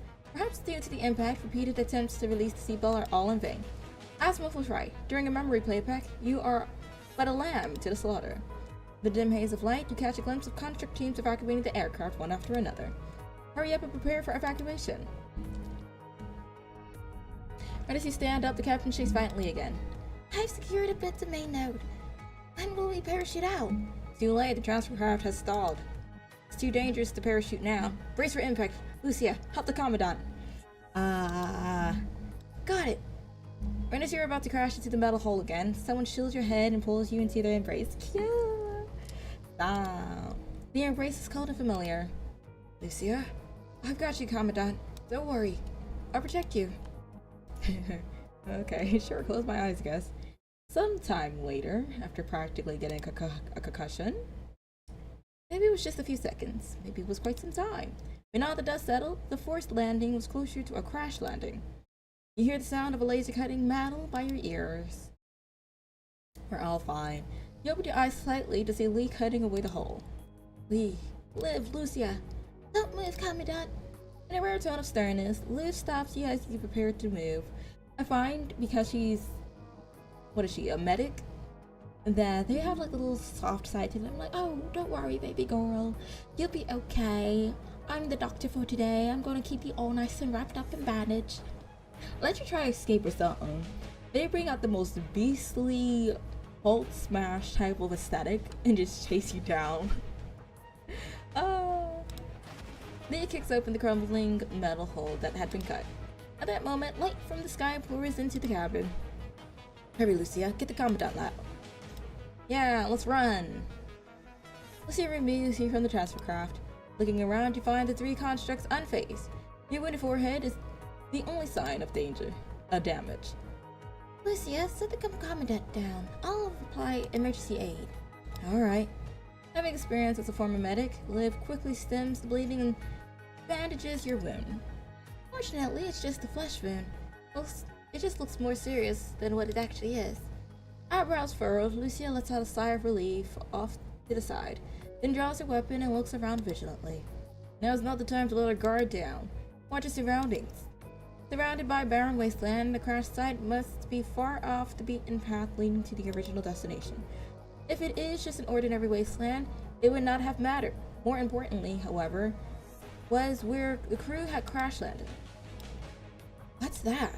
To everyone's surprise, the crash site is not just some remote location, rather it is amidst the tributaries of the Red Tide. More aptly put, they are at the bar of the tributaries. Though they are not inundated by the Red Tide, they are by no means out of harm's way. Sand billowing in the wind impairs visibility, making movement in the direction nigh impossible. Well, that's reassuring. What's that sound? The sound is rich and melodious, like a call of a large mammal. Sounds almost like a well, but... As the sound becomes louder and louder, a rustling approaches from the depths of the sandstone. In a flash, the 3 gray ravens stand in front to protect you. Surprise, Shirley! Who was it exactly? I have no clue. Should I be scared? Oh! The dust storm is too heavy. I can't see where we are heading. Okay. We received a comms request of an unknown signal. It is identified as a Babylonian construct. Headed through, Lee. Raven. And you are. Wanshi. Wanshi is Shagehawk. I've been scouting this area. You're at the heart of the Red Tide. You must leave immediately. I left a beacon in the area nearby. Move toward its direction. Oh. Since the beacon. Woo! Oh. Whee! I mean, we kind of saw where it actually was. Why are there human clothes? See wide open here. You get easy to lose a sense of direction. They probably thought they could cross the desert. Wait a second, there's something in the jacket. It's a piece of paper? What's on it? The remaining food and serum can't last us through this winter. We must move. We need to find enough food so Ray and others can. Looks like a torn diary. You can see the date at the bottom. There's only this page left. The edge of this paper looks like it's been burned. The temperature difference between morning and night can be huge in this environment. They had to burn the diary to keep themselves warm. Probably already. Let's keep moving. Okay, so let's go straight. Woo! Oh, okay. Let's not do that. Help us respectfully write and voice direct contact. Yeah, thanks for that. Okay, so there's like a walkway. What exactly are you doing? Still have no idea where to go? Fine, follow my instructions from now on. Oh, come on. I literally felt. Anyways, when can we arrive at our destination? We have finished all our food. I don't know how long we can last. It said hit thingamabob to figure out where we're going. Try how to creatures nearby. Oh. Wait, hold on. Ouch. Wait. I'm fine. No, I'm not. I don't want to, like, I don't know why they chose her, of all people. Respectively. Like, I don't mind her. But, oh, snap. My concern is that she can attack widely. This way? Okay.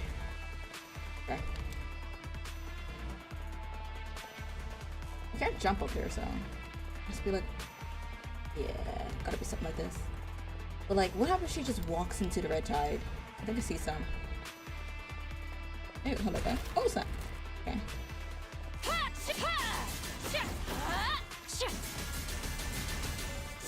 Keep moving. The beacon isn't far away. Somewhere far away. Let's go straight. Okay. We should be safe here, right? Probably not.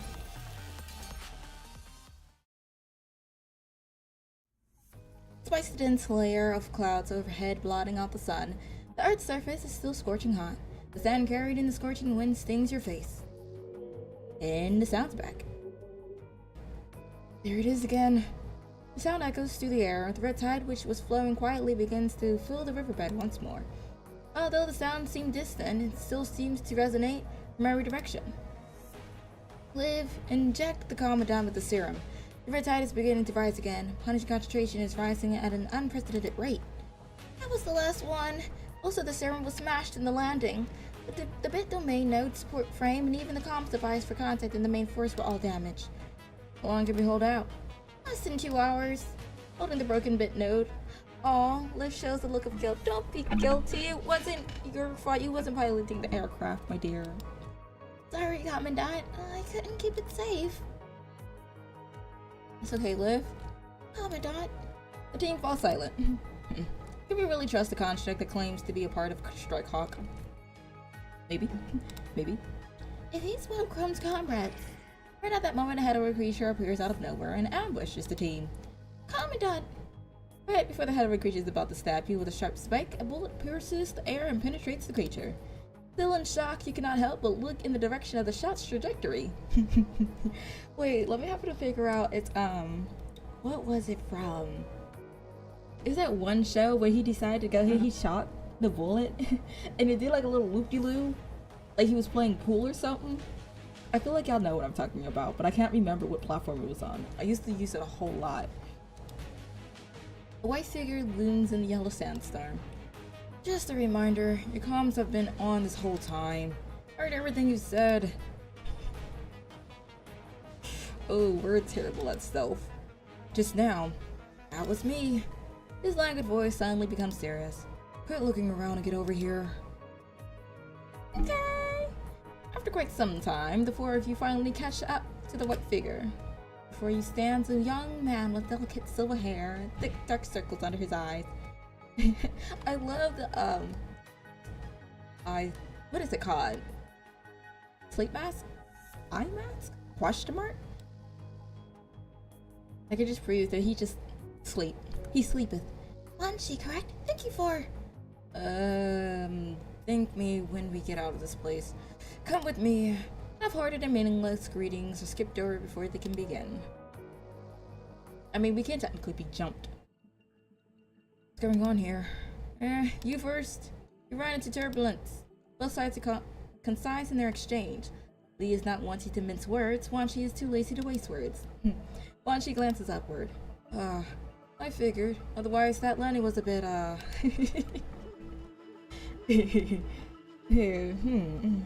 think we should take the pilot certification away.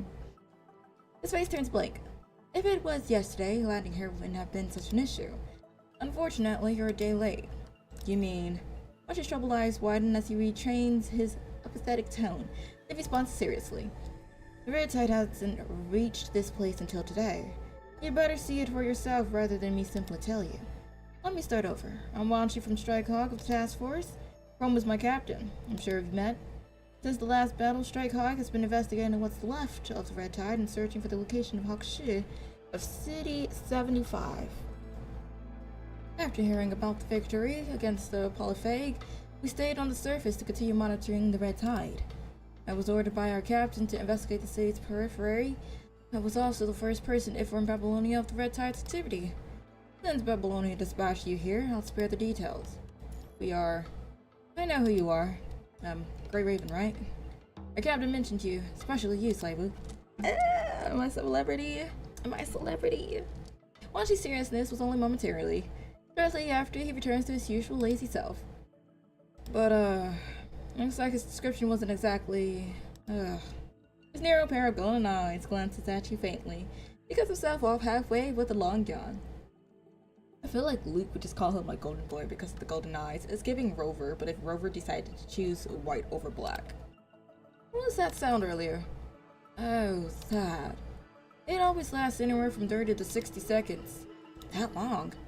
Yeah, human ears can hear a part of it. The frequency is between 10 and 40 hertz. But you could probably only hear it at about 20 hertz. Whenever that sound starts, the red tide begins to spread. What on earth? Sounds like a whale song. See, I said it sounded like a whale. A whale song? Interesting analogy. Human ears can only hear above 20 hertz, whereas the vocalization of a blue whale is typically between 10 and 40 hertz. Humans refer to this as a whale song. But this isn't the ocean. This is a desert. How can there be the sound of whales? Oh, we're about to fight a whale. Is that it? Not to mention that the life-devouring red tide rises whenever it appears.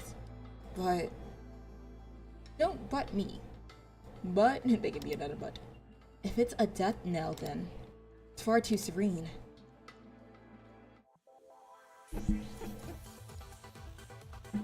Okay. Let me stop dancing. Let me stop dancing. I always find it hilarious that it's like so important, it's so serious. It's like lock in twin, and then they put the most jiggiest music at the end. Also, I have a feeling that right there, whatever that is what we're gonna be fighting as a boss. It's a guess. I may be completely wrong. You know, it's a possibility.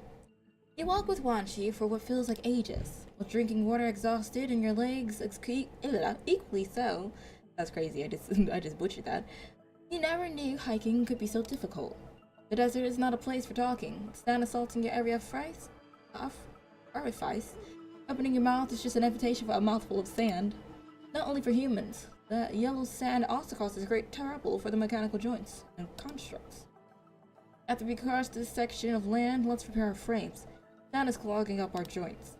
Commandant, your complexion is pale as a board. She throws a tarp over you. Look at him being so caring. Don't you need it? I just use it to block the extra light when sniping. Anyway, it's useless now. Rather than acknowledging the favor, he merely offers a half-hearted explanation. He wants to go back to sleep. Silence returns, and the party continues onward. The farther you walk, the rock formation continues to lessen along with the density of the tributary. However, the oppressive sense of urgency still remains. If it is from the red type before, it is now from surviving in such hostile conditions. From behind, you hear the whale song again. You are no longer in the area inundated by the red tide, and the sound takes on a more ethereal tone. Your eyesight once again begins to fragment. Oh, don't pass out at a time like this. Let me tell you something about her while there's still time. We have been close friends since before we became constructs. Oh, I know what she's talking about. She may be a starry-eyed idealist, but she also the most pragmatic person I have ever met.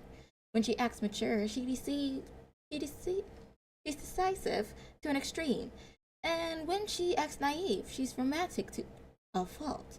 They're talking about Girly. She makes video games, I believe. Video games are stories, somewhere between those lines. And but she became a construct afterwards and dipped and disappeared into the void. She was like, "I'm looking for you," and she became a construct afterwards to go ahead and look for Girly. Yeah, was that a good description? Probably not, but I tried. For example, Aya turns and glances out the window at the blue planet. What do you think of that blue planet? Earth? Yeah. Suddenly, your mind is filled with official data. The equatorial radius is 6378.137 kilometers. We do not need to know. Anyway, it rotates from west to east and revolves around the sun. It is the third innermost planet of the solar system. It goes without saying that the feeling of gravity upon entering the atmosphere is almost a memorable part of each mission. Swing your thoughts to Alia. Is that all? It asks for Commandant often get deployed to the surface. I don't think most residents born of Babylonia will ever know what true gravity feels like. Some members of the archaeological team haven't even been to the surface. Anyway, what's it like to be on the surface? Running for our lives half the time. What's it like on the surface? Close your eyes. Alia's face begins to contort. Why am I thinking about speaking with Alia before departure at a time like this? What's it like on the surface? Guess you're trying to figure out the answer. What's it like on the surface? Let's cover head. Because I feel like stop walking is gonna be like, we just get jumped somehow. What's up? You remain quiet. Having left the sandstorm, the whale song accompanying you like a shadow gradually fades into the distance. You can't help but turn to look back. Amid the dense sand, you seem to spot the faint figure of a woman. Is that a shadow from the red tide? The question remains unanswered as it vanishes in a blink of an eye. I'm fine. Okay, let's keep moving. Don't be suspicious, don't be suspicious. After another long trek, suddenly Wanshi stops at the front. He squints and looks ahead. There's a kid at 2 o'clock, 200 meters. What's someone doing in a place like this? An enemy? This is best left for you to decide. Oh, don't put me at it. You're the Great Raven Commandant. Only you have the authority to assess our course of action. You're just shifting the blame. Oh, of course not. I'm just an observer. Besides, you trust your Commandant's judgment more than I do, don't you? Following that, he closes his eyes and stops talking as he quietly waits for the others to make a decision. Looks toward 2 o'clock. Only an expanse of bare hills and steep cliffs outstretches before your eyes. No sign of anyone. His eyes lift up and scan ahead once more. Whoever was there is gone. Probably realized that I had taken notice. Clever. That person is avoiding humans. Then we aren't looking for a corrupted. Commandant, I was a human. Not a child. What's a child doing in such a hostile place like this? You're right. Humans can survive in a place like this. Let alone a child. Go have a closer look. Oh my gosh, doopy-doopy-doo. I'm sorry. I would be every man for himself. Like,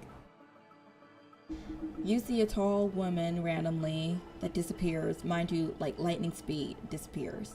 Then you see a random child, you hear a random whale song in the desert where there's supposed to be waters and things. There's no waters and things, just dust. And a whale is hooping and hollering. And then you know there's a red tide that can just conjure up whatever. Let's go investigate? Nope. When she refers to a small hill on relatively high terrain. Only upon standing atop a hill do you suddenly get a bigger picture of the surrounding area. You clearly see the desolate desert, a cruel land of death, however right at that moment, your heart begins to tremble. What's it like on the surface? Oh, we're just getting haunted by her. It's a ghost. Ooh. Vast, primitive, and silent as if it had remained like this since man first walked upright. It will continue until the last man is finally laid to rest. The sun hangs high above the distant clouds. Although clouds cover the surface, the residual brilliance still blazed in proclamation of its existence. Obviously, there is only one light source. When seen from Babylonia, it is merely just an incandescent ball of light. Yet, how can it illuminate such a vast land? Commandant, I'm detecting more than one thermal reading. Wait, that's... I guess the wind carries the sound of fighting. Look towards the source of the sound. Oh, they got a little housey house and everything. Okay. Your first instinct upon reaching the top of the hill is to peer into the distance. However, you miss the makeshift camp just below. A cold gust of wind blows through the makeshift tents and log houses with an eerie scraping noise.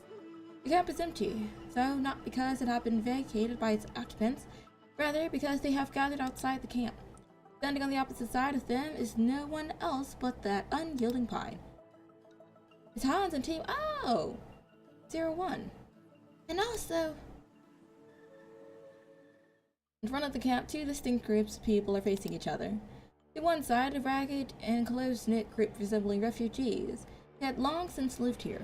Watanabe? To the other side, a fully armed squadron of elite soldiers sent from Babylonia. The sudden appearance of the later obviously frightened former. Now, not the breaking point, fear and vigilance have given way to unclad hostility. Who are you? Women protect their children like hens to their chicks, rightfully so. The rest of the refugees band together, seemingly ready to take the armed squadron down with them, but the soldiers take a step forward. The soldiers on the collaboration team grip their weapons tightly. Chief Commander, this camp and its people are near the present coordinates. They'll be caught in the blast. Should we force them to evacuate? And turns his head slightly to the side. Do not fire unless fired upon. They don't pose any threat. His gaze shifts back to the refugees. Do not attempt to attack or resist. I don't want any senseless struggle. Run over. I can just imagine us running down the hill, just like, wait, hands, wait. Wait, like, imagine what is his name from Pirates of the Caribbean? Oh, I forgot his name. The one who's always drunk. Just imagine just running down the hill like that. Anyway, the arrival of the Grey Ravens only adds fuel to the fire. A feeble boy pokes his head out from behind the woman who had just spoken and looks at the collaboration team with frightened eyes. Standing before the team of heavily armored soldiers, the refugees refrain from acting rashly for the time being. Oh, it's the kid. And turns his head. Grey Ravens, you're here. Chief Commander Hans. I lost contact with Team 6 for quite some time. I thought you hightailed it back to Babylonia. Oh, you're so funny. You know, even the people in the back are laughing. Regardless, we've deployed redundancy teams. Your absence was likely gonna notice. He's such a great commander. The veteran commander did little to mask his condescending tone. Our aircraft was hit with turbulence. We had no other choice but to make a crash landing. This dismisses it. Tension hangs in the air.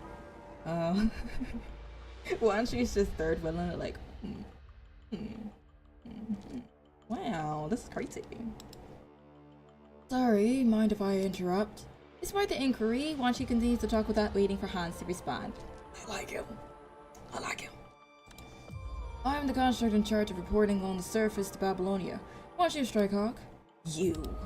The president informed me that you were the first to report on the proliferation of the Red Tide's tributaries. Bingo, let's cut to the chase instead of getting wrapped up in who's right and who's wrong. Holding them at gunpoint will only make matters worse, won't it? Wanshi glances at the refugees. Lower your weapons, soldiers. Oh, wow. Someone with bigger brain cells had it come. Ooh, I'm ready to jump him, but you know what? Let him cook. Roger! As order relieves the tension with the refugees, an old man comes out from behind the wall of people. Who the hell are you? We're from Babylonia. As if from the flick of a switch, the villager's expression changes in an instant. Whispers fill the crowd. Babylonia? You mean a space station of legends? I guess Grandpa wasn't making it up. However, the elderly seem to look more conflicted. Seems we're in the presence of dignitaries. We're nothing of the sort. We're just troops on a mission. Babylonia will bombard this area with the Loch Ness Arsenal soon. Please leave at once. Loch Ness Arsenal? What's that? Before Liv can respond, the old man lowers his head and lets out a smile at odds with the severity of the confrontation. Put simply, it's a giant bright light that destroys everything it shines light on. Charlie can't understand the implications of what the old man had just said. Instead, he only nods ignorantly. So, if you stay here, you'll turn to ash. They should have just put it that way. It's much easier to understand. You know what we're talking about? The old man raises his head once more, revealing the same cheerless expression as before. Not only about the Ignis Arsenal, but also about the zero-point reactor, the hyperdrive, the great evacuation, and all the history that is about to be forgotten by our children. He sighs deeply. I already understand why it is you're here. Do as you will. I just hope you don't make too much of a commotion. The children need their rest. There won't be any children if you stay. With that, he returns to the refugees behind him and whispers among the group. After a while, the refugees disperse and return to their homes. A few moments later, one of the calibration team is left in the center of the camp. What was that? Off to the side, Lucia takes a few steps forward and catches up to the old man, preparing to return to his residence. What did she say to them? You know what that weapon is capable of. You must know that this isn't the time to sit here and await destruction. If you don't leave, you'll all die. I told them exactly that. Take it easy, Lucia. Maybe you just weren't clear. Briefly put, this area will be overrun with punishing creatures soon. The Babylonia wants to eliminate them all in one fell swoop. One of the designated coordinates is near this camp. If you continue to stay here, you'll be caught in the shockwave. Even if Babylonia doesn't call down a strike, then those monsters will attack you. You don't need to explain any further. As I've said, I know that you are elite forces from Babylonia. As the pride and hope of mankind, after so many years, you returned to Earth only to bring us news of destruction. We know that you came here to destroy that red tide of monsters approaching from the west. We know what it is. Many of our comrades have fallen victim to it. When you mentioned the Loch Ness Arsenal, I already knew what repercussions we were going to face. That's what I told them. Your tactics have always been simple and crude. It was before, and it still is. I'm not surprised. You will not obstruct your mission or interfere with the coordinates you set. Once you finish your mission, you are free to go. You'll die. He's like, I don't think you heard me. If I say it one more time, I say it. I don't think you heard me. Let me say it one more time. You've already said that multiple times. If we die, so what? Look around you. This place is home to only a few hundred people scattered throughout. We've been through the great evacuation, we faced the impending doom. Some people born or aborted Eden, while others just barely missed the boat. The former lives of a life of ease abroad Eden, while the others is left to eke out a life among the remnants of civilization. Just look at the old veteran behind you. He no longer concerns himself with the likes of us after receiving his golden ticket into that doomsday arc. Ah, I see. They just tired of folks though. Ever since the great evacuation, they've been living among annihilation, grown accustomed to it.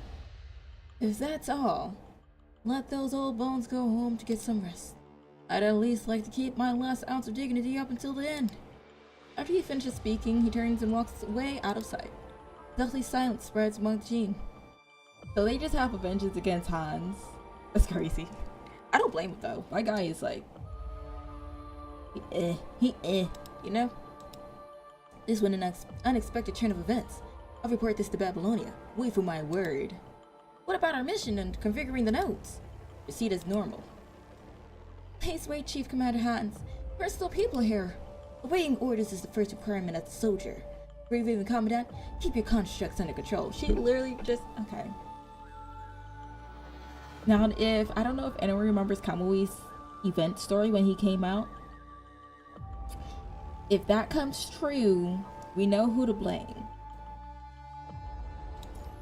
It has nothing to do with the Commandant. And that you understand. Or are you standing here? Proceed to your designated location to deploy the bit domain node on the double. About that, our node was damaged in the crash.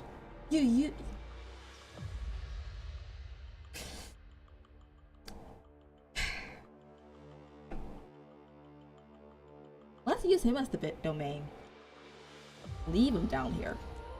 Your uselessness is truly amazing. In that case, take your supplies and find a place to stay put. Don't get in my way. I hope this mission fails, respectfully. Cause like, it's course-hang. Why didn't you give them further warning during the mission briefing? The scouts relayed back more intel than just that. As I already relayed it to Hans.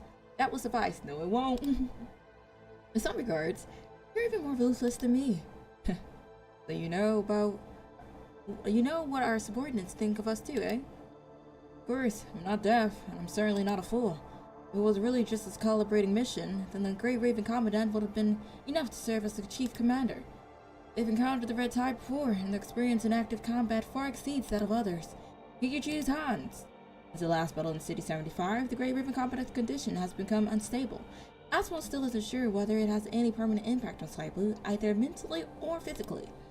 Moreover, the objective of this operation isn't combative, but it requires cooperation to achieve a strategic goal. The Grey Ravens are used to fighting in isolation. Saibu may not be the most suitable choice as chief commander. and neither is Hans. Like, you actually, hear me out, could have just left, right, the constructs to go ahead and do the mission on their own, because I mean, they work as a group anyways, and I feel like the job would still be done. Maybe someone to like oversee it just to make sure everything's fine and like nobody start throwing hands, but besides that, you know, maybe. The suitability of the Grey Raven isn't the reason why you selected Hans. Hassan pauses a moment and continues to speak. Some decisions and responsibilities cannot be left to the younger generation.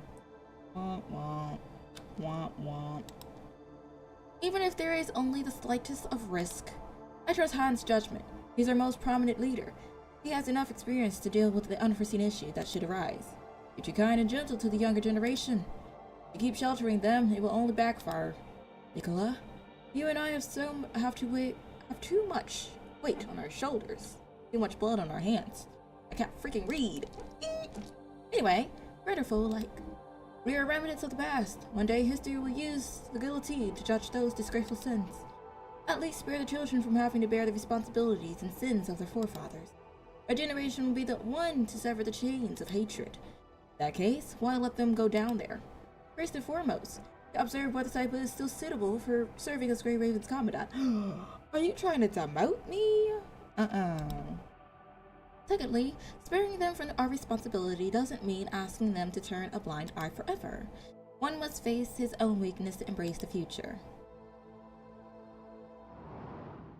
Who would have thought? Let me have to figure out that where they deployed us at, they knew that it was gonna be like turbulence or something, or it wouldn't be able to land properly. And it was like, oh yeah, this is gonna set them up for failure. Suspicious. Suspicious. Time is fleeting like sand through an hourglass. The sun hangs on the western horizon, shedding light across the lower half of the sky and turning to night upon reaching this far. The dry air and gravitational cooling has caused the surrounding temperatures to drop rapidly. Scorching heat turns to frigid cold in an instant. Ooh, you'll be sick out here. The entire camp is quiet beyond imagination, except for the occasional clank of metal whenever the calibration team lays equipment. There is only the roar of the cold wind. How do people here endure such an extreme cycle of day and night? Huddled next to an abandoned cabin, you curl up under a tarp, not to shield yourself from the sand, but to keep you warm. You had lived in this cabin. Inside, some of the utensils still retained a faint luster. A thin layer of dust indicates that the owner had never returned. After Chief Commander Hans put the Grey Ravens on standby, they now watched from the sidelines as constructs from Calibration Team 0, Team 1, continued to configure coordinates. Upon receiving the serum supply, the service personnel had also finished repairing the protective devices used to combat the red tide. Theoretically, this is the safest you have been since crash landing. However, anxiety still lingers in your heart.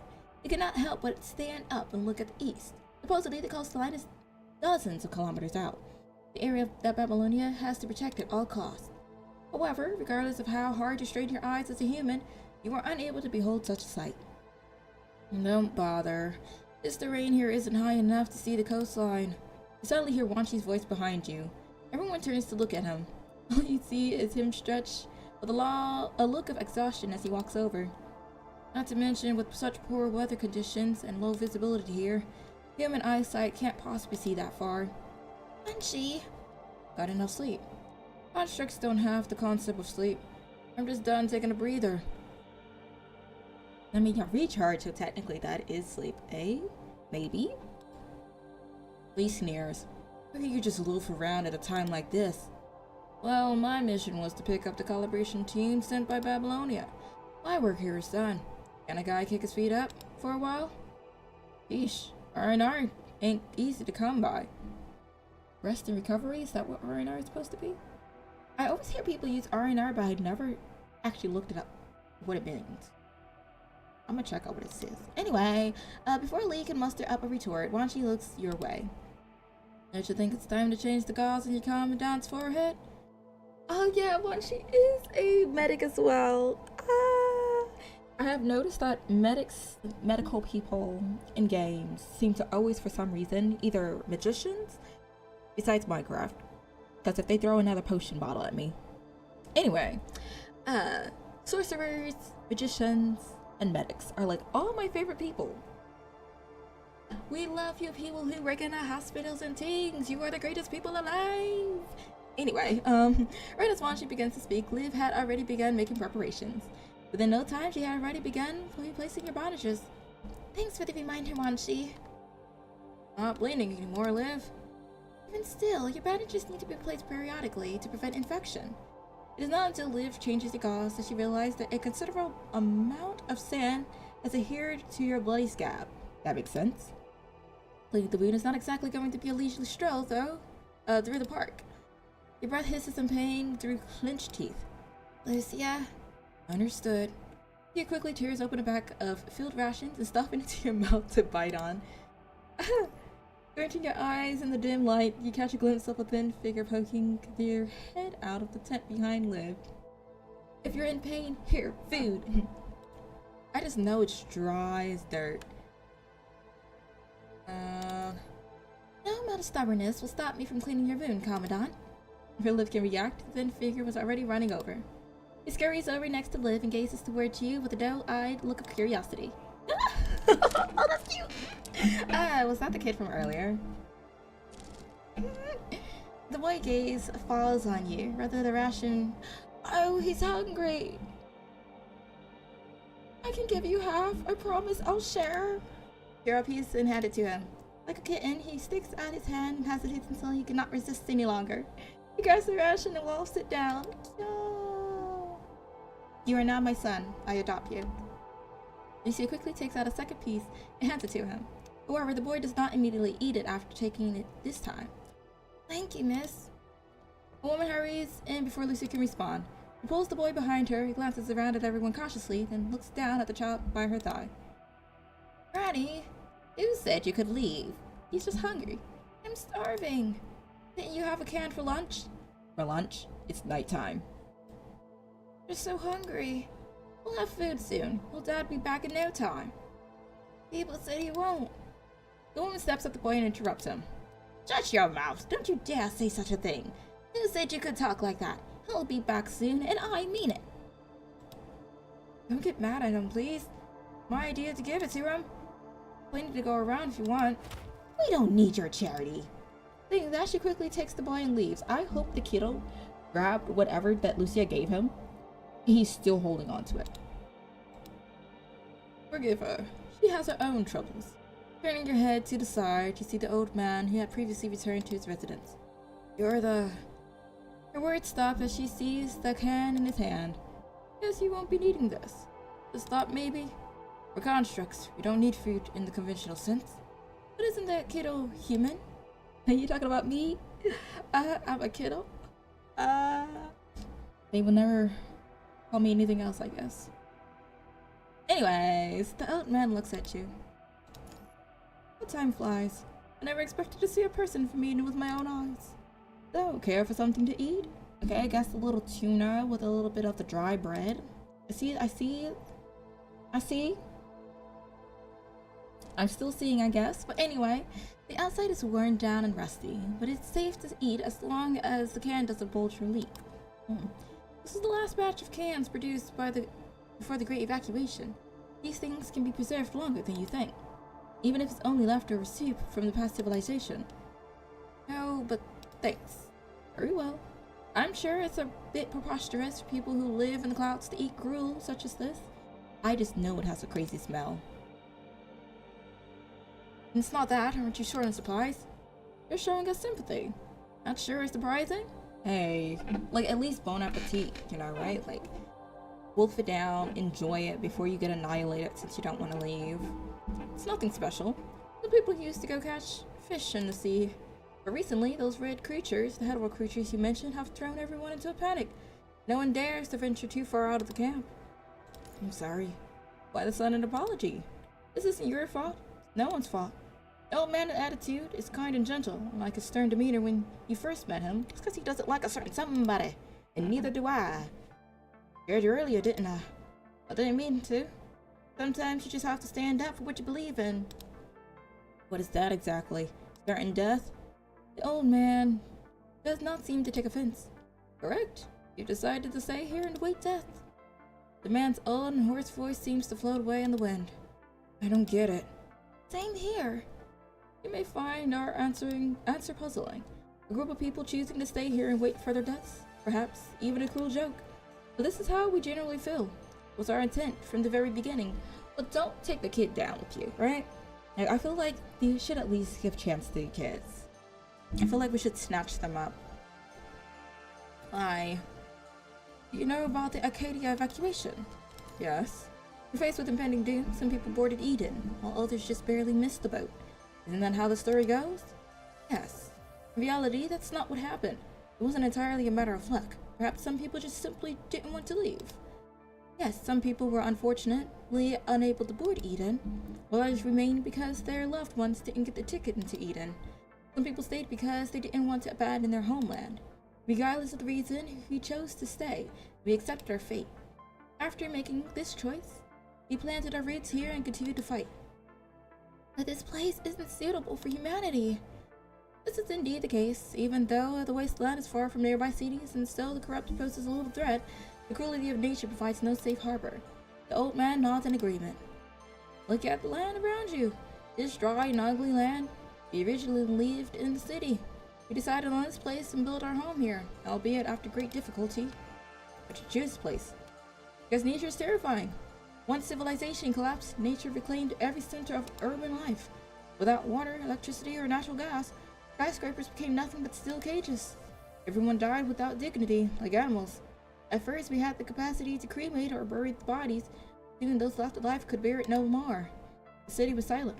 Corpses continued to pile up. You can't imagine the despair, the sight and smell of people you once knew decaying in the city you once loved. Many people died from the punishing virus, and many died to infectious diseases. In order to survive and avoid the corruption, we left the city and ended up here. Not too close, but not too far. Here in this wasteland, we watch over humanity's former glory. Who would have thought that a group of mice, such as ourselves, would still live here to this very day? Save your solemn expression. At first, we thought we wouldn't even last a year, but actually, it wasn't as bad as we thought. Thankfully, we had relics of civilization. See, glass, metal, plastic, even solar panels can be recycled. Although the semiconductor films almost worn out, we can still rely on it to produce some electricity. At least it's enough to keep a few lights on at night. These items may seem like worthless garbage to you, but they're treasures to us. Just like this land. My wife and I built our house on this land with our own hands. It may be falling apart and always leaking, but it's my home. It may have lingered on our last breath, but we kept each other going. The 10 years I've spent with her were a short, happy time in my unfortunate life. Aww. When she passed away, I buried her on the distant hill overlooking the sea. Most of my generation that chose to stay during the Great Evacuation has turned to dust beneath the wheel of history. Now there are only a few dozens of us left. So the descendants of those who died here have now grown up and started to raise their own children. When it came time to bury my old friends, I buried them on the same hill overlooking the sea. Standing here, we can look back on the glory of our past and see the tombstones of our old friends. If we were to leave, then we would truly have nothing. Everything we cherish, believe, remember, and love will be completely shattered. Besides, even if you hadn't showed up, we wouldn't have lasted much longer. We scavenge all of our serums from the nearby cities. That's bound to run out sooner or later. Everyone knows this, so we are ready to die at any time. Your arrival only means that we will meet our fate sooner. I've said it once before, and I'll say it again. I feel like if there was ever like an apocalypse of sorts, like I would snatch up seeds. Like, be like, what is seeds gonna do? Like, you can go ahead and get like, let's say, canned items or, you know, rations and things like that. GRE, I think it's GRE, like the military foods that they always provide. But my main thing is, it's like, if you have seeds, you can start replanting, and you won't have to worry unless like the attack, you know, start throwing hands and everything gets burnt down. But you can store seeds to be replanted later.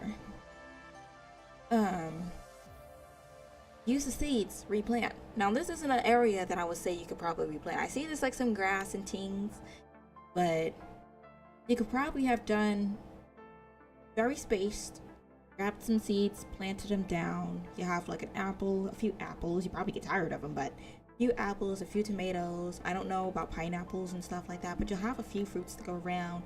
Simple things like radish, cucumbers. I'm not sure about zucchinis. Do they grow like cucumbers? Maybe. But I digress.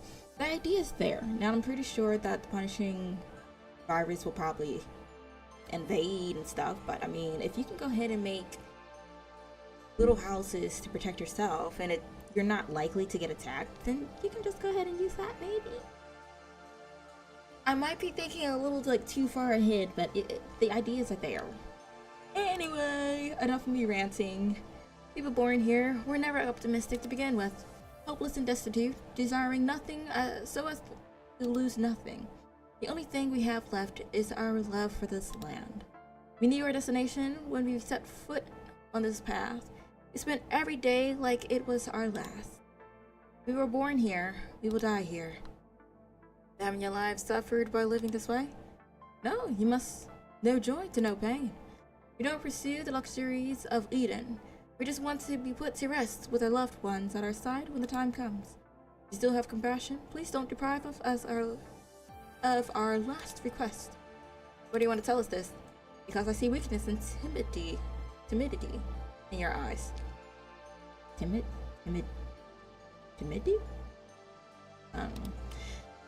When all of this is over, you'll probably blame your incompetence and live with a heavy sense of guilt. But I want to tell you, Don't feel guilt. Don't feel sad. Be happy that you nuked half of a generation, or 3 generations for that matter. We have chosen our own path. We have completed your mission. Alright, that's enough. I don't think this place is worthless. Oh? Hearing someone from Eden say that, it's my little bit of solace before I am finally put to rest. Because we actually have a heart. Woo! After talking, the old man turns and leaves. A solemn cloud hangs above the teen. I don't know what to do. How can they be so calm yet say they're already prepared to die? Can't wrap my head around it. This is all meaningless. I chose to become a construct because even if I am no longer human, I still exist. My new hope is to continue fighting for those in need. I know everything I do has meaning. People born here have never looked forward to a future. We knew our destination when we set foot on this path. We spent every day like it was our last. Because you haven't hoped for a future from the beginning. Lucia, Liv turns and gently hugs Lucia. I don't know how we can make this right either. Something more important than one's life. While she has been standing off to the side with his eyes closed, suddenly his eyes open like an alert falcon. A few seconds later, Hans appears before everyone. Oh. Poised as always, no one can glean any indication of his mood from that stern face of his. Already receives the latest orders from Babylonia.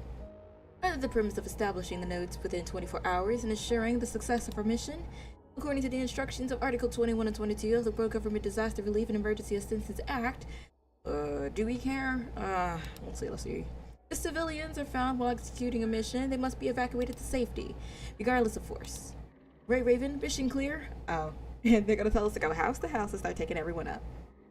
Do we have a way to evacuate them? Bring the ship down first. Making us do all the hard work. Ugh. Ugh. Okay, let's do one more. Let's do one more.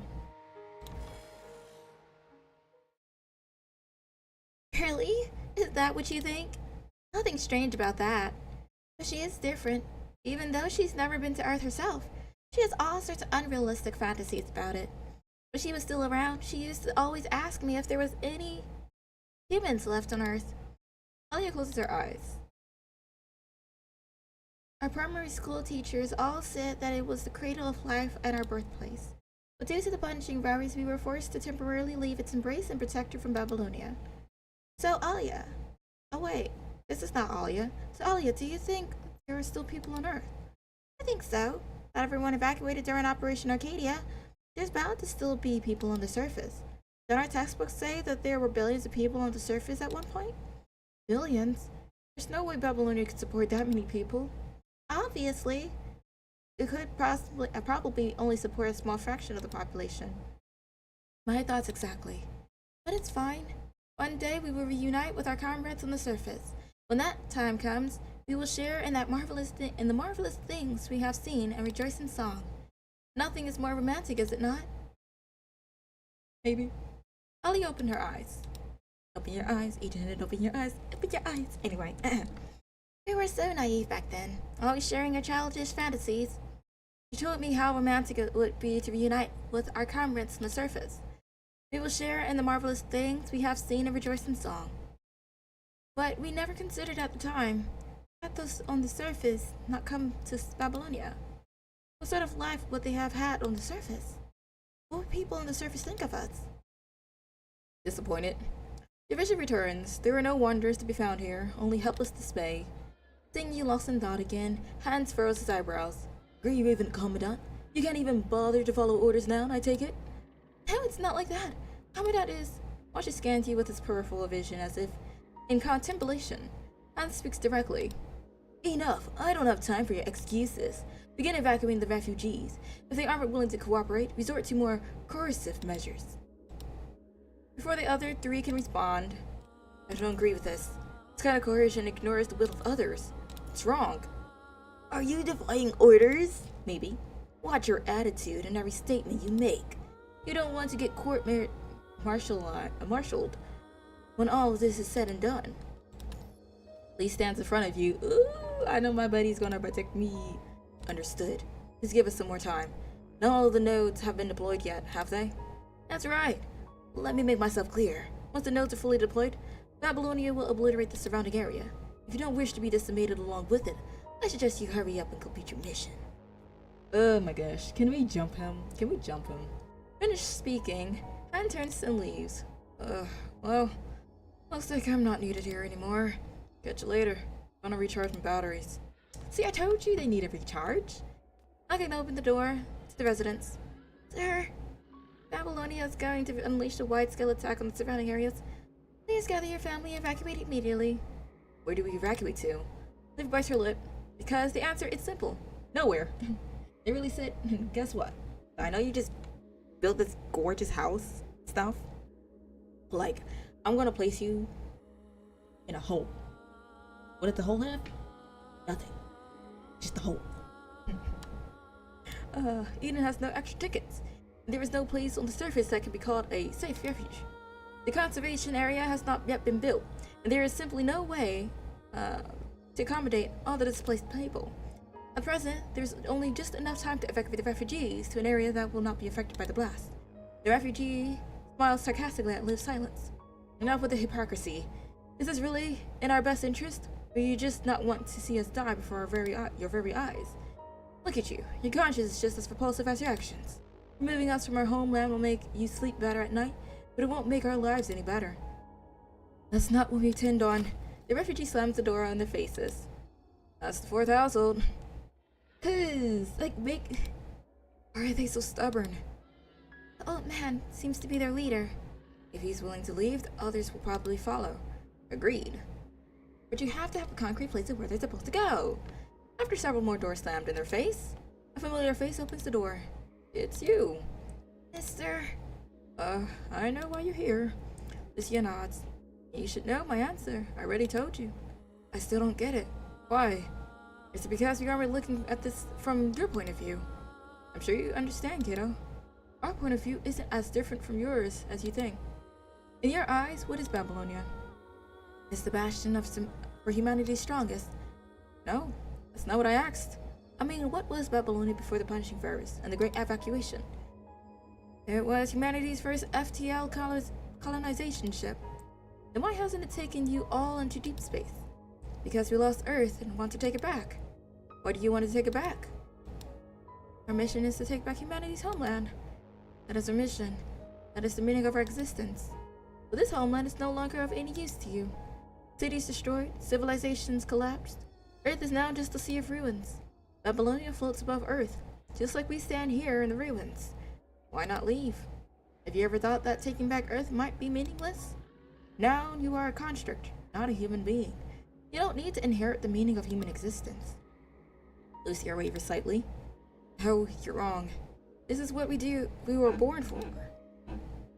That may have been why you were created, but that doesn't mean it has to be why you would continue to exist. Much like how people should live, but they shouldn't just live. There are far more important things than to just live. Do you understand now? Lucia closes her eyes. This is the path I chose. Just like this is the path each of you have chosen. The old man smiles faintly. Exactly, this is the path we chose. And this is the meaning we give our lives. We have nothing left. Our only driving force left is our attachment to this land. It's the only thing that supports our menial existence. Our last wish is to forever rest within its embrace. You think we're unreasonable choosing to die rather than to leave? I think you're being equally unreasonable. The irony of man, people can never reach a real mutual understanding. This land is our blood, sweat, and tears. Our history, our memories, everything we created, cherished, loved, and lost. As I have said, if you still have an ounce of compassion, please don't deprive us as our last request. Please respect our last will.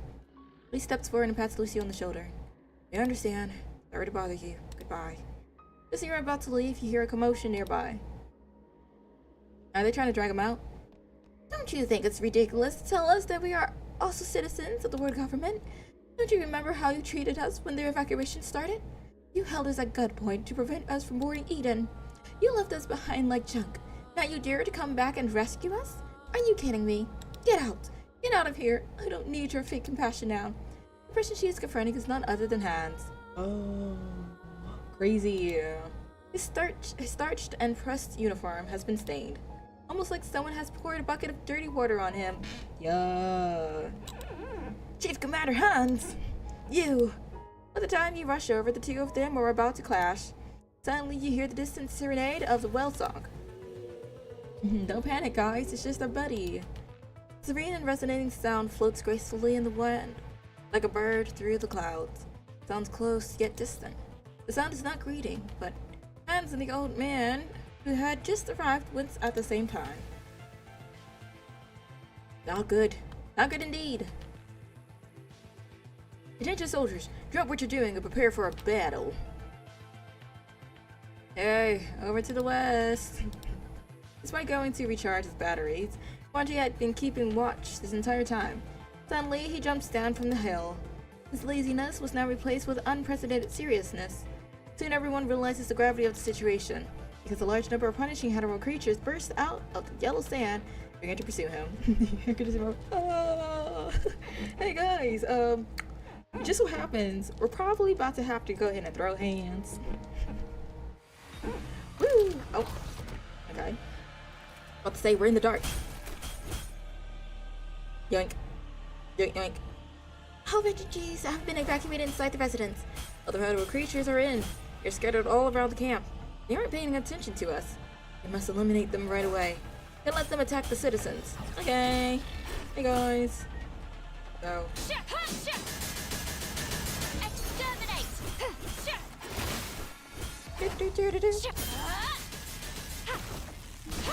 No mercy! Oh, this one over here. Okay. Exterminate! No mercy! Use a hazard. All hetero creatures in the camp are destroyed. Don't let your guard down, more are coming. Okay. We celebrated a little too early, I guess. Exterminate! Endless night! Yoink! Freeze the moment! These creatures just won't stop. Hey, that sound has stopped. Has it? Has it really? Hetero creatures have retreated. Suspicious. Don't come any closer. Right at that moment, a bullet pierces the head of one of the hetero creatures. If Red's on the ground, but continues to breathe. That is, until a sharp blade cuts it into half. Lucia shakes off the blood from her blade, if that is what it is. Her imposing yet elegant manner is like that of a tiger lily. Are you okay? I'm okay. Behind you! Hetero creature charges Lucia a blind spot from behind. Before it tackles Lucia, the creature is intercepted by a blast from Liv's Levigon. Don't get careless, Lucia. But the last one. Yeah, the song has stopped. There shouldn't be any more hetero creatures. The sound is... What a drag. Hetero creatures have started appearing here too. If those things are already here, the red tide must be close by. Let's go snatch it up. Alright, I think we'll call it quits here. We finished a little bit of the hidden story and then more of the side story. That's gonna bring us, we already finished this one, so it's gonna be even more extra story, and then we're gonna get main story. Yippee! I have a feeling there's gonna be like hidden story secretly hidden somewhere, maybe? Maybe not. But we're almost to, if I'm correct, around here, it was said that there's some voice acting. So hopefully, fingers crossed.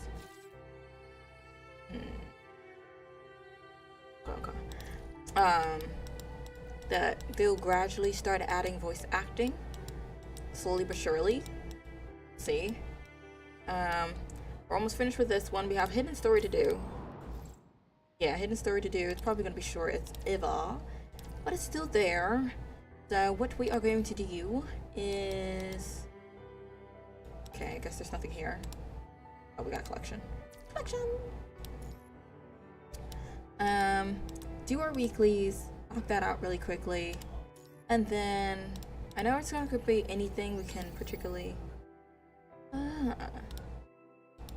Look at Alpha looking cool. Evar.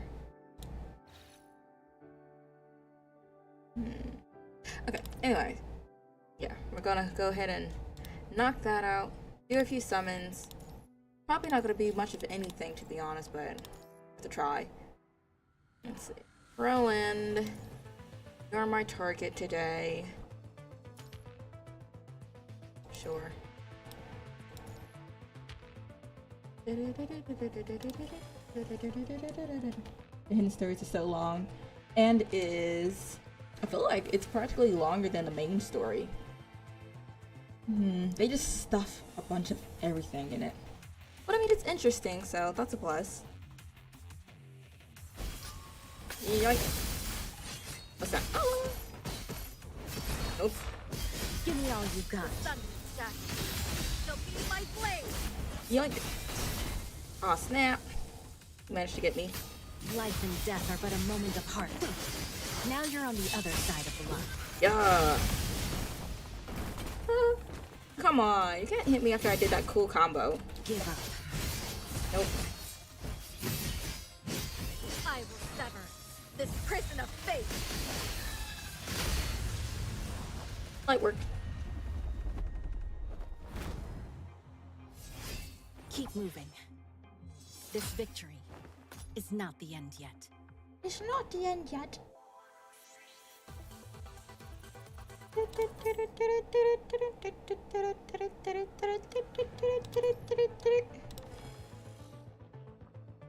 To a certain extent, I kind of want this dude. I don't know who he is. I've seen him like a little bit in like the past chapters, but I kind of want to see what he's all about. Like, is he a playable? I don't think he is. But it'd be cool if they Give did. me all you got. The sun shall be my blade. Should probably back up. Oh! Stop. Life and death are but a moment apart. Now you're on the other side of the line. Hidden affection, Angela.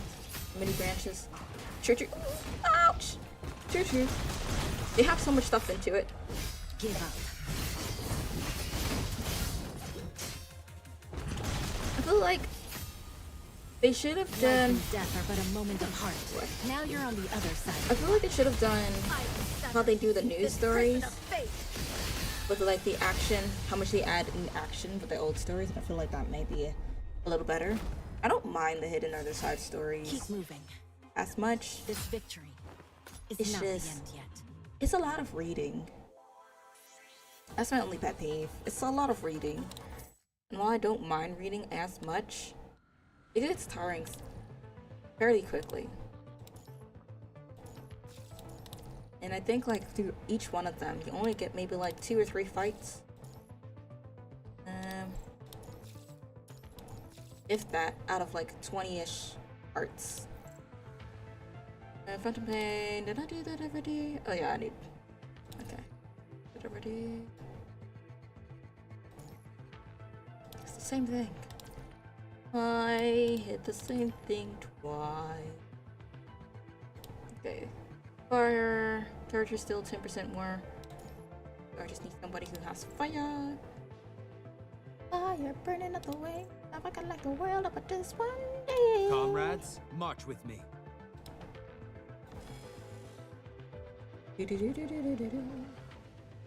Should I have put another person with him? Probably, but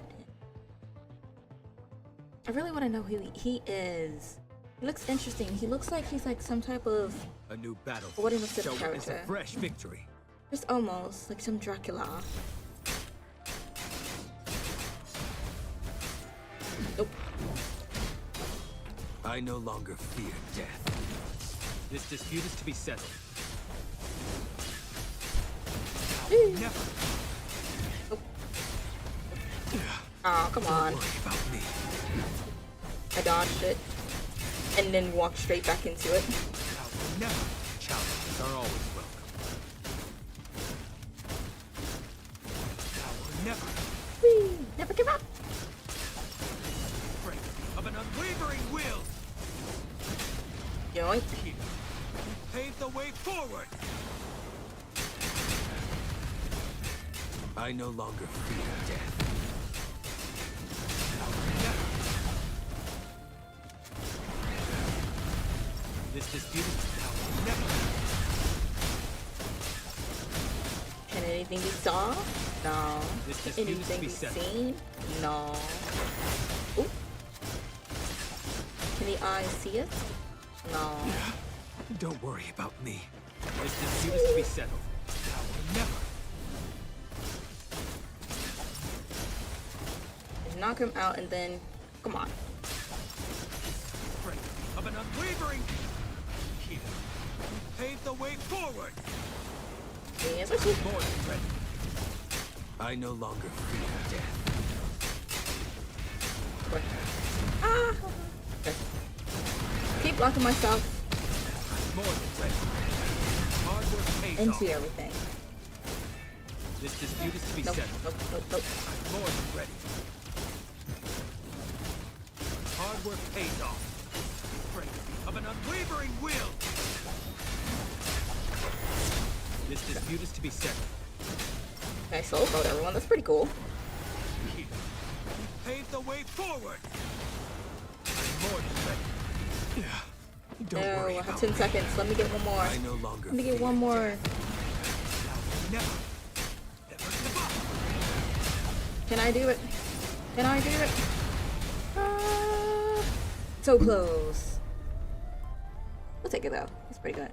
Pretty good, pretty good. Come on. It's not our style to stop now. It's not our style to stop now.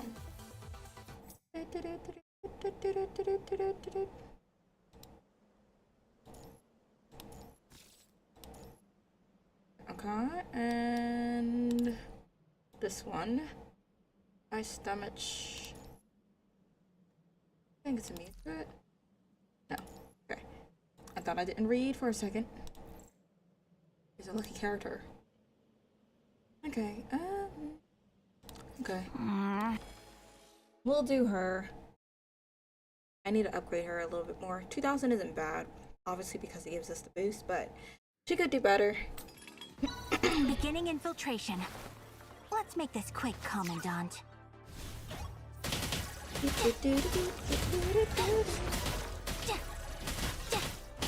Implanting malware. Planting the worm.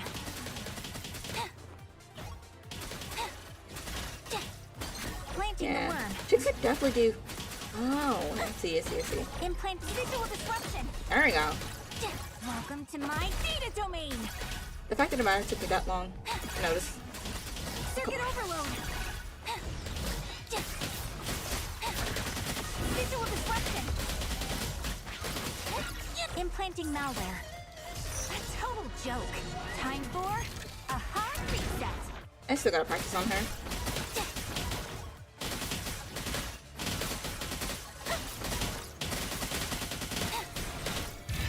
Bots are going down.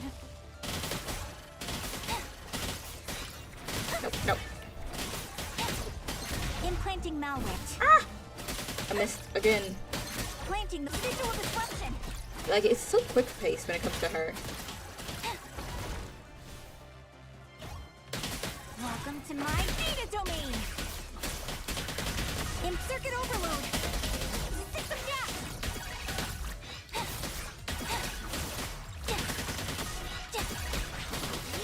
Planting the worm. A total joke. Time for Yoink! a hard I reset. don't even know who I'm attacking.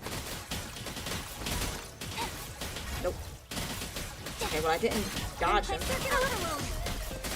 Welcome to my data domain. Circuit overload. Implant visual disruption.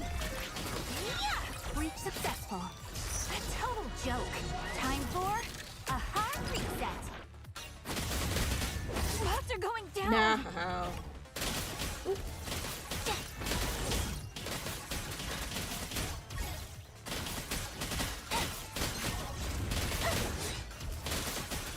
I'm running out of stamina. Planting the visual disruption. Welcome to my data domain. Breach successful. Okay, not bad. This time I didn't die. Woohoo! Job's done. Your digital life is safe with me. Ta-da! It's done better. And yeah. Not bad. It's pretty good. Quick pace though. I didn't realize that they had the little quick time. I guess I can call it a quick time event. Nonetheless, we like it, we like it. We like it. What is this for again? Cards. Am I ever gonna use those? Probably not.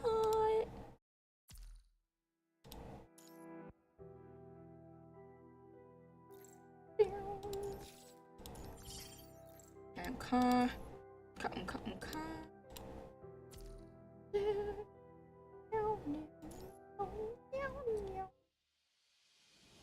Oh, did we get one for free? That's nice. And we start off with an orange. Not much, not bad. Is this someone new? No. Respectfully. Me doth not careth. 2,000. We only have 19. Nope. Can't even read. 900. Yoink. Yep. If it ain't an orange, I don't want it. Or a red. Wink, wink. I'll take someone early.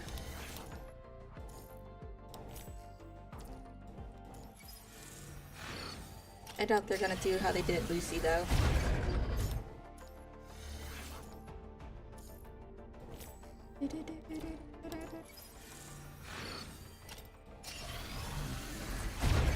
Yeah, just give me a bunch of purples. I mean, I'll take the overclocking materials. Do I hope I'm on the right one? Okay. Nothing. Yeah. Crazy that this one's like 80 to 100. I don't understand why they have that one. Yes, yes, we already have her. Was this a rerun? Huh. Interesting.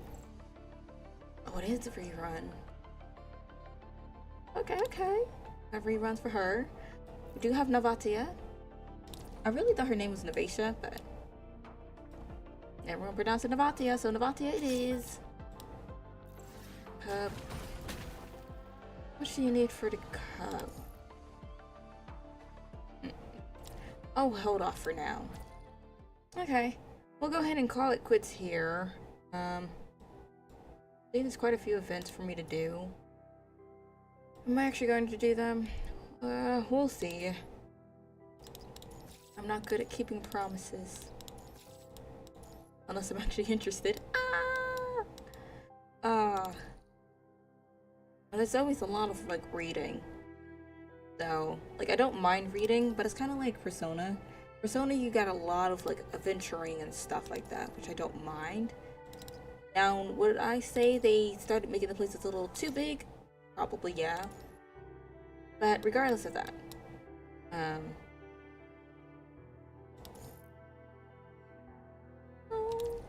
or I want to buy it, but I know it's not worthwhile.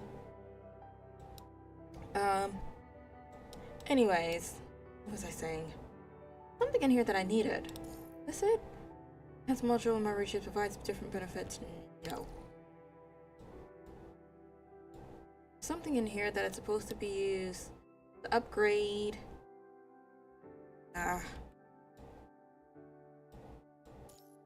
Because every time I try to upgrade my character, I think of it like snow. Every time I try to upgrade my character, I always need this extra thing. It's not in the simulated shop. Let me see here. Sure, story gets longer and long as it goes. Yeah. I just kind of wish they balanced it out. Somewhere in this lifetime. Okay, let me see here. If I were to upgrade one of these and overclock them. Let's do Teddy. She seems to have been needing to be used for... Do I need to overclock her? Did I already overclock her? Oh, I guess I did. Okay, never mind. Program iteration's done. Might as well let the program handle everything. Let's knock this out before I forget. I might make one entire stream just for the events now that I think about it. I feel like that'll be more productive for me. Oh, of course I'm out of cogs again. Woo! Do I have anything in here? No. That's just terrible. I'm not gonna do that. Alright, well, yeah. Probably do it that way, if anything. Maybe. I'll play some of the events to see if they're interesting. If not, then I'll leave it where it's at. But which I'm excited for. So tomorrow is Dark Souls. I managed to screw up. So we have to go grinding for, what is this? Green Tatanite, I think it is. Something like that. What is this? Deep wafer chips? Interesting. But apparently there's some spots that I actually have missed. I know where I can grind. And main event is a new roguelike mode. Roguelike? I think so. Maybe. Maybe. I'm being nosy really quickly.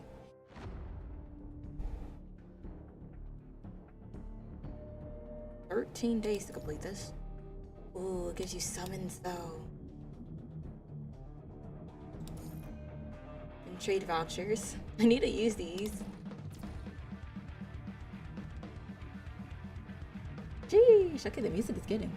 This is a bot fight patch. Oh, a boss fight. Oh. Okay, well the music's skipping. Should I? Let me see. Free Vanguard, can take it down no more than 5 times, can take it down more than 5 times. Yeah. Let's try one. Should I? Ooh, let me get to try. Either or. Anji looks the same. Don't I have him? Hold on, I have to go looking for a second. I don't remember if I have the new one or the old one. I have that one. Oh, I only have the old one, see? You did try characters here if you aren't built. I don't know if I am or not. I do want to try I will grant you. just a teensy bit. Just an itsy bit. I remember I tried her out and I liked her, but I think she had like a big learning curve with her combos. I don't know who made this OST. I need it. Boss 1 to 3 stages are fine. Oh, did it get like aggressively harder? Probably does. As long as they're not too hard. I'm not the most skilled here. It's not over yet. Ooh, hold on.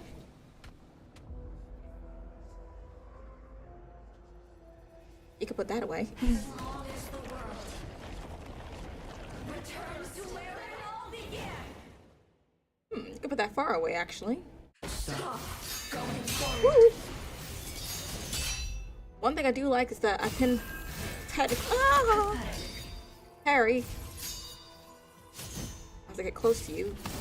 Return to What's that? house. Okay, hold on. Ouch. Okay, let me actually try to do a little something here. Item. This is actually from DSC. Is it? That's dope. Oh my gosh. Okay, and it's kind of giving the MC battle boss. I should have parried that. It's like she is tearing me up.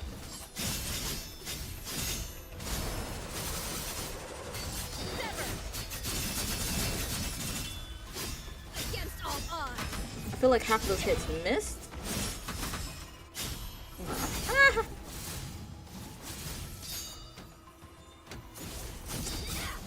Okay, I have a pet peeve, and that is the fact of the matter is that compared to her old frame, Abyss. she does not attack as far as her old frame. Ah. Break. Which is very, very much annoying. The future should be. No, but no, that was supposed to be the other. How can it be like this? Okay, I'm kind of doing a little something here. You're up in the air. I don't know how I'm attacking you, but like, All odds. Hooray! Woohoo! Don't you want to go back with us? Right from Bury the Lights and Hell's fucking Oh, I'm convinced everyone's favorite character is Virgil at this point.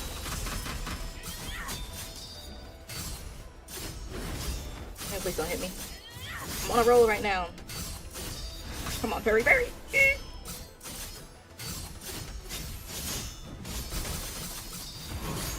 Woo-hoo-hoo. I'm not gonna lie. Right here, sturdy. Sturdy, sturdy, sturdy. Abyss, bow before me. No! Gosh. Oh boy. Woo! Got the parrying unlock. Nope. Crap. I jinxed myself. Are you? Ah!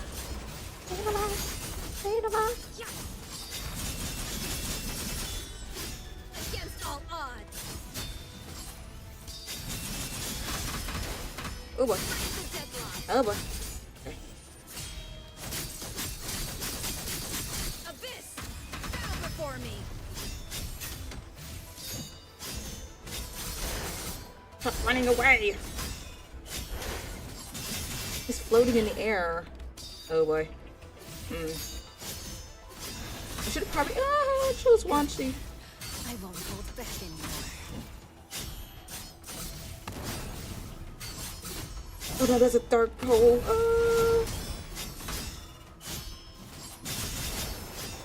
The fact that Amanda still has so much health left is terrifying. Good. I won't hold back anymore. Knock it off. Stop it.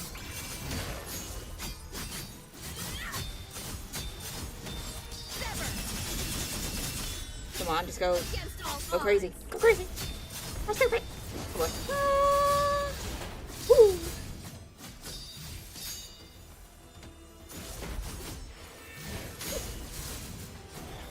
Oh boy. He's gonna. We're having a pairing legacy something earlier. Now I'm just pouring up. I won't hold back anymore. Okay, hold on. Not to perish, not to end. Abyss, bow before me. How much of that left? Oh boy, that's not good. No. Also fate. Pick me up. Okay. Oh, well that means that sucks. We're not getting all three. I got it. And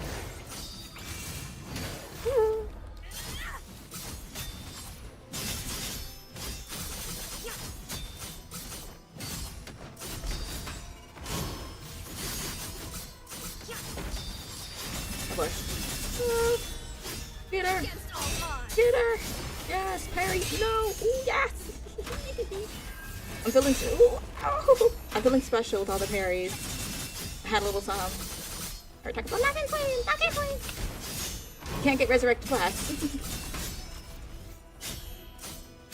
And that was trash. Yeah, yeah. Not to perish, not to end. Abyss, bow before me. Okay. Not bad. I've walked every cursed path. Let the depths of hell be mine to endure. If you want sword waves to hit, you need to look on the boss. And this way sword waves will work properly. It's the chat button. Oh! Should I? Where? Oh, well. Okay, well I did complete it. Okay, let me try this one. Let me try. Oh, you know what? I just realized I could add more than one person and I'm just fighting with one person for some reason. I really wish I was here for the DMC collab. That would be so amazing. Imagine doing this with Virgil. Or if they had Nero. Or Dante. Not over yet. Woo! Did you say how? Hold on. Let him come down. Let him come down. Oh! Ow. I don't know. Is it locking up? I don't know. I can't tell. Ouch.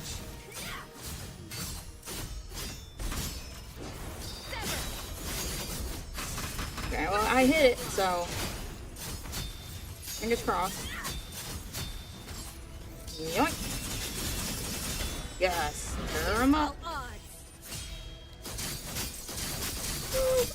Abyss, bow before me. But that's laying down. Oop. Ah. Nope. Okay. Okay.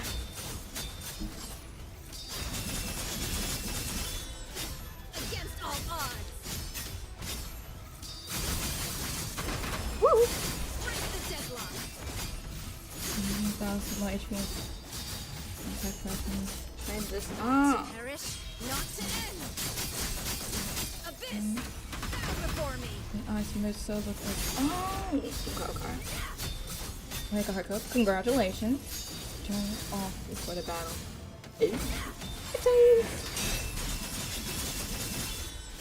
Against all odds. Congratulations on getting her club though, Nornan. Yeah. Okay. I might actually not need to get resurrected on this one here. I just had to warm up to her. Not to end. Abyss, bow before me.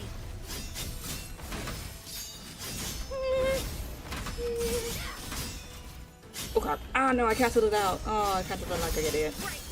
Okay. Whatever little bit I have left. Okay, let me do this right. Hold on. Against all odds. Oh, she managed to dodge out of it. That's crazy. Woo. Come back here. Where you at? Yoink.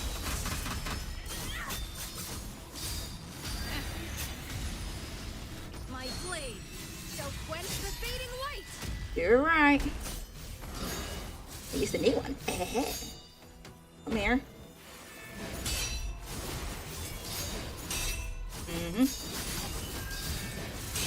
Uh-huh. oh, it's not as bad as you. Who will be setting you up to fail? Is it like, I heard you wanted the character? Against all odds. Hear me out, hear me out. I'll give you 2 randoms through 80 pulls. You'll lose 2 50s. And the best I can give you is a prayer.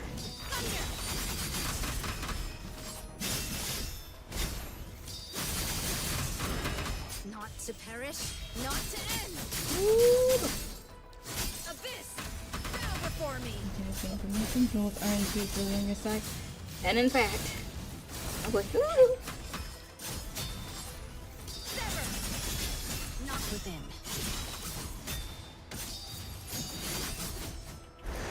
Ah, snap. Thunder. Against all odds. Let's not do that. My blade shall quench the fading light. Yeah. Break the deadlock. Ah. Ooh, hold on. Ooh, hold on. Oh, snap. Okay, I almost had it. Okay, well. Ooh, snap.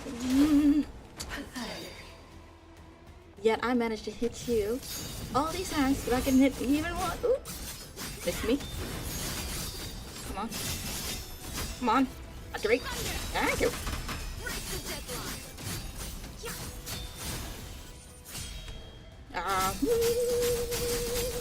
Abyss, bow before me.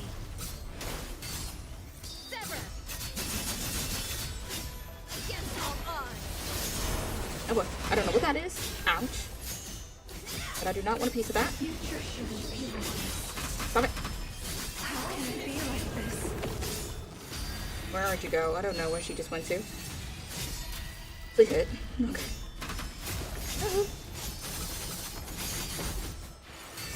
nope, nope, nope, nope, nope, nope, nope, nope, nope.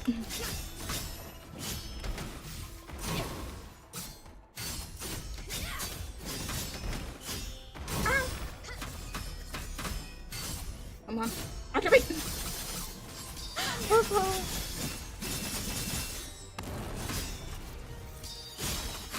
Suffered! No! Man. Nope. But I have to say, even though for her, I still love the fact that she can parry. Like, that is just scrumptious. So quench the fading light. I think Kamui can. Ooh! Kamui can parry as well. I don't know how many other ones you can parry. I'm down from there.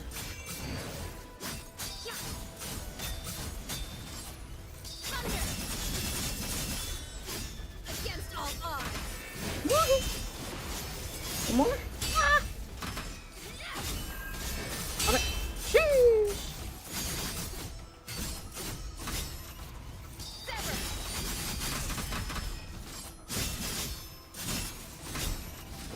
Thunder.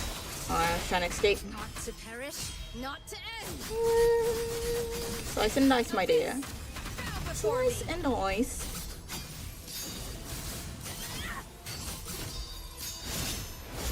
Missed. I ran out of stamina. Ah.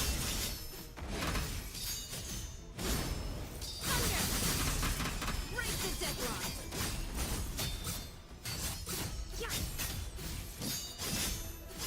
Ah.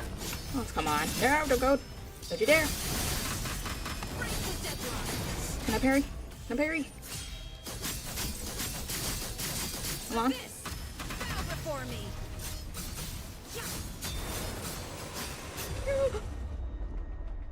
Yay! We didn't have to resurrect. I've walked every cursed path.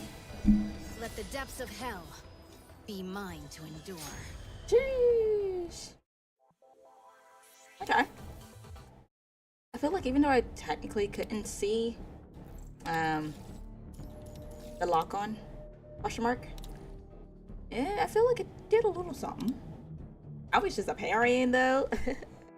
They call me the parrying goddess for a reason. Not one soul calls me that, but anyways. Let me be delusional for a quick second. Okay, nothing in here. Okay. Gonna be fun to do. Alright. We'll probably go ahead and finish the rest of it up. 30. Fish right. Ah! Okay. Interesting. We'll probably finish it up next time we come back, though. I guess I can go ahead and make it fun. Be nice if they give us the small bubble. I could use some summons, even if it's small.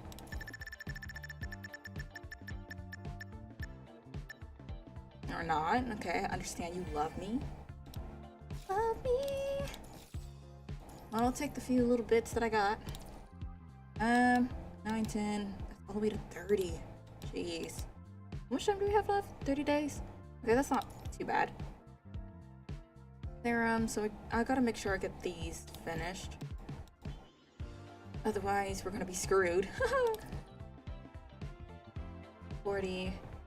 So technically, but this is 3, 6, 9. So that's gonna be just practically maybe 10. That'll bring me up to already at 18. That means, ooh, I need to log in a whole lot more. Yikes. Okay. We'll go ahead and call it quits here.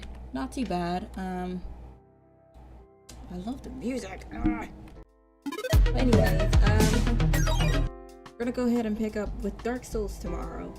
Quite excited. We're gonna go ahead and do that random room that I ended up not clearing, and grind for a few more chance tonight to go ahead and upgrade so we can have the, I guess it's an ancient sword. I done forgot what it's called. Good night, Nordem. Thank you for joining.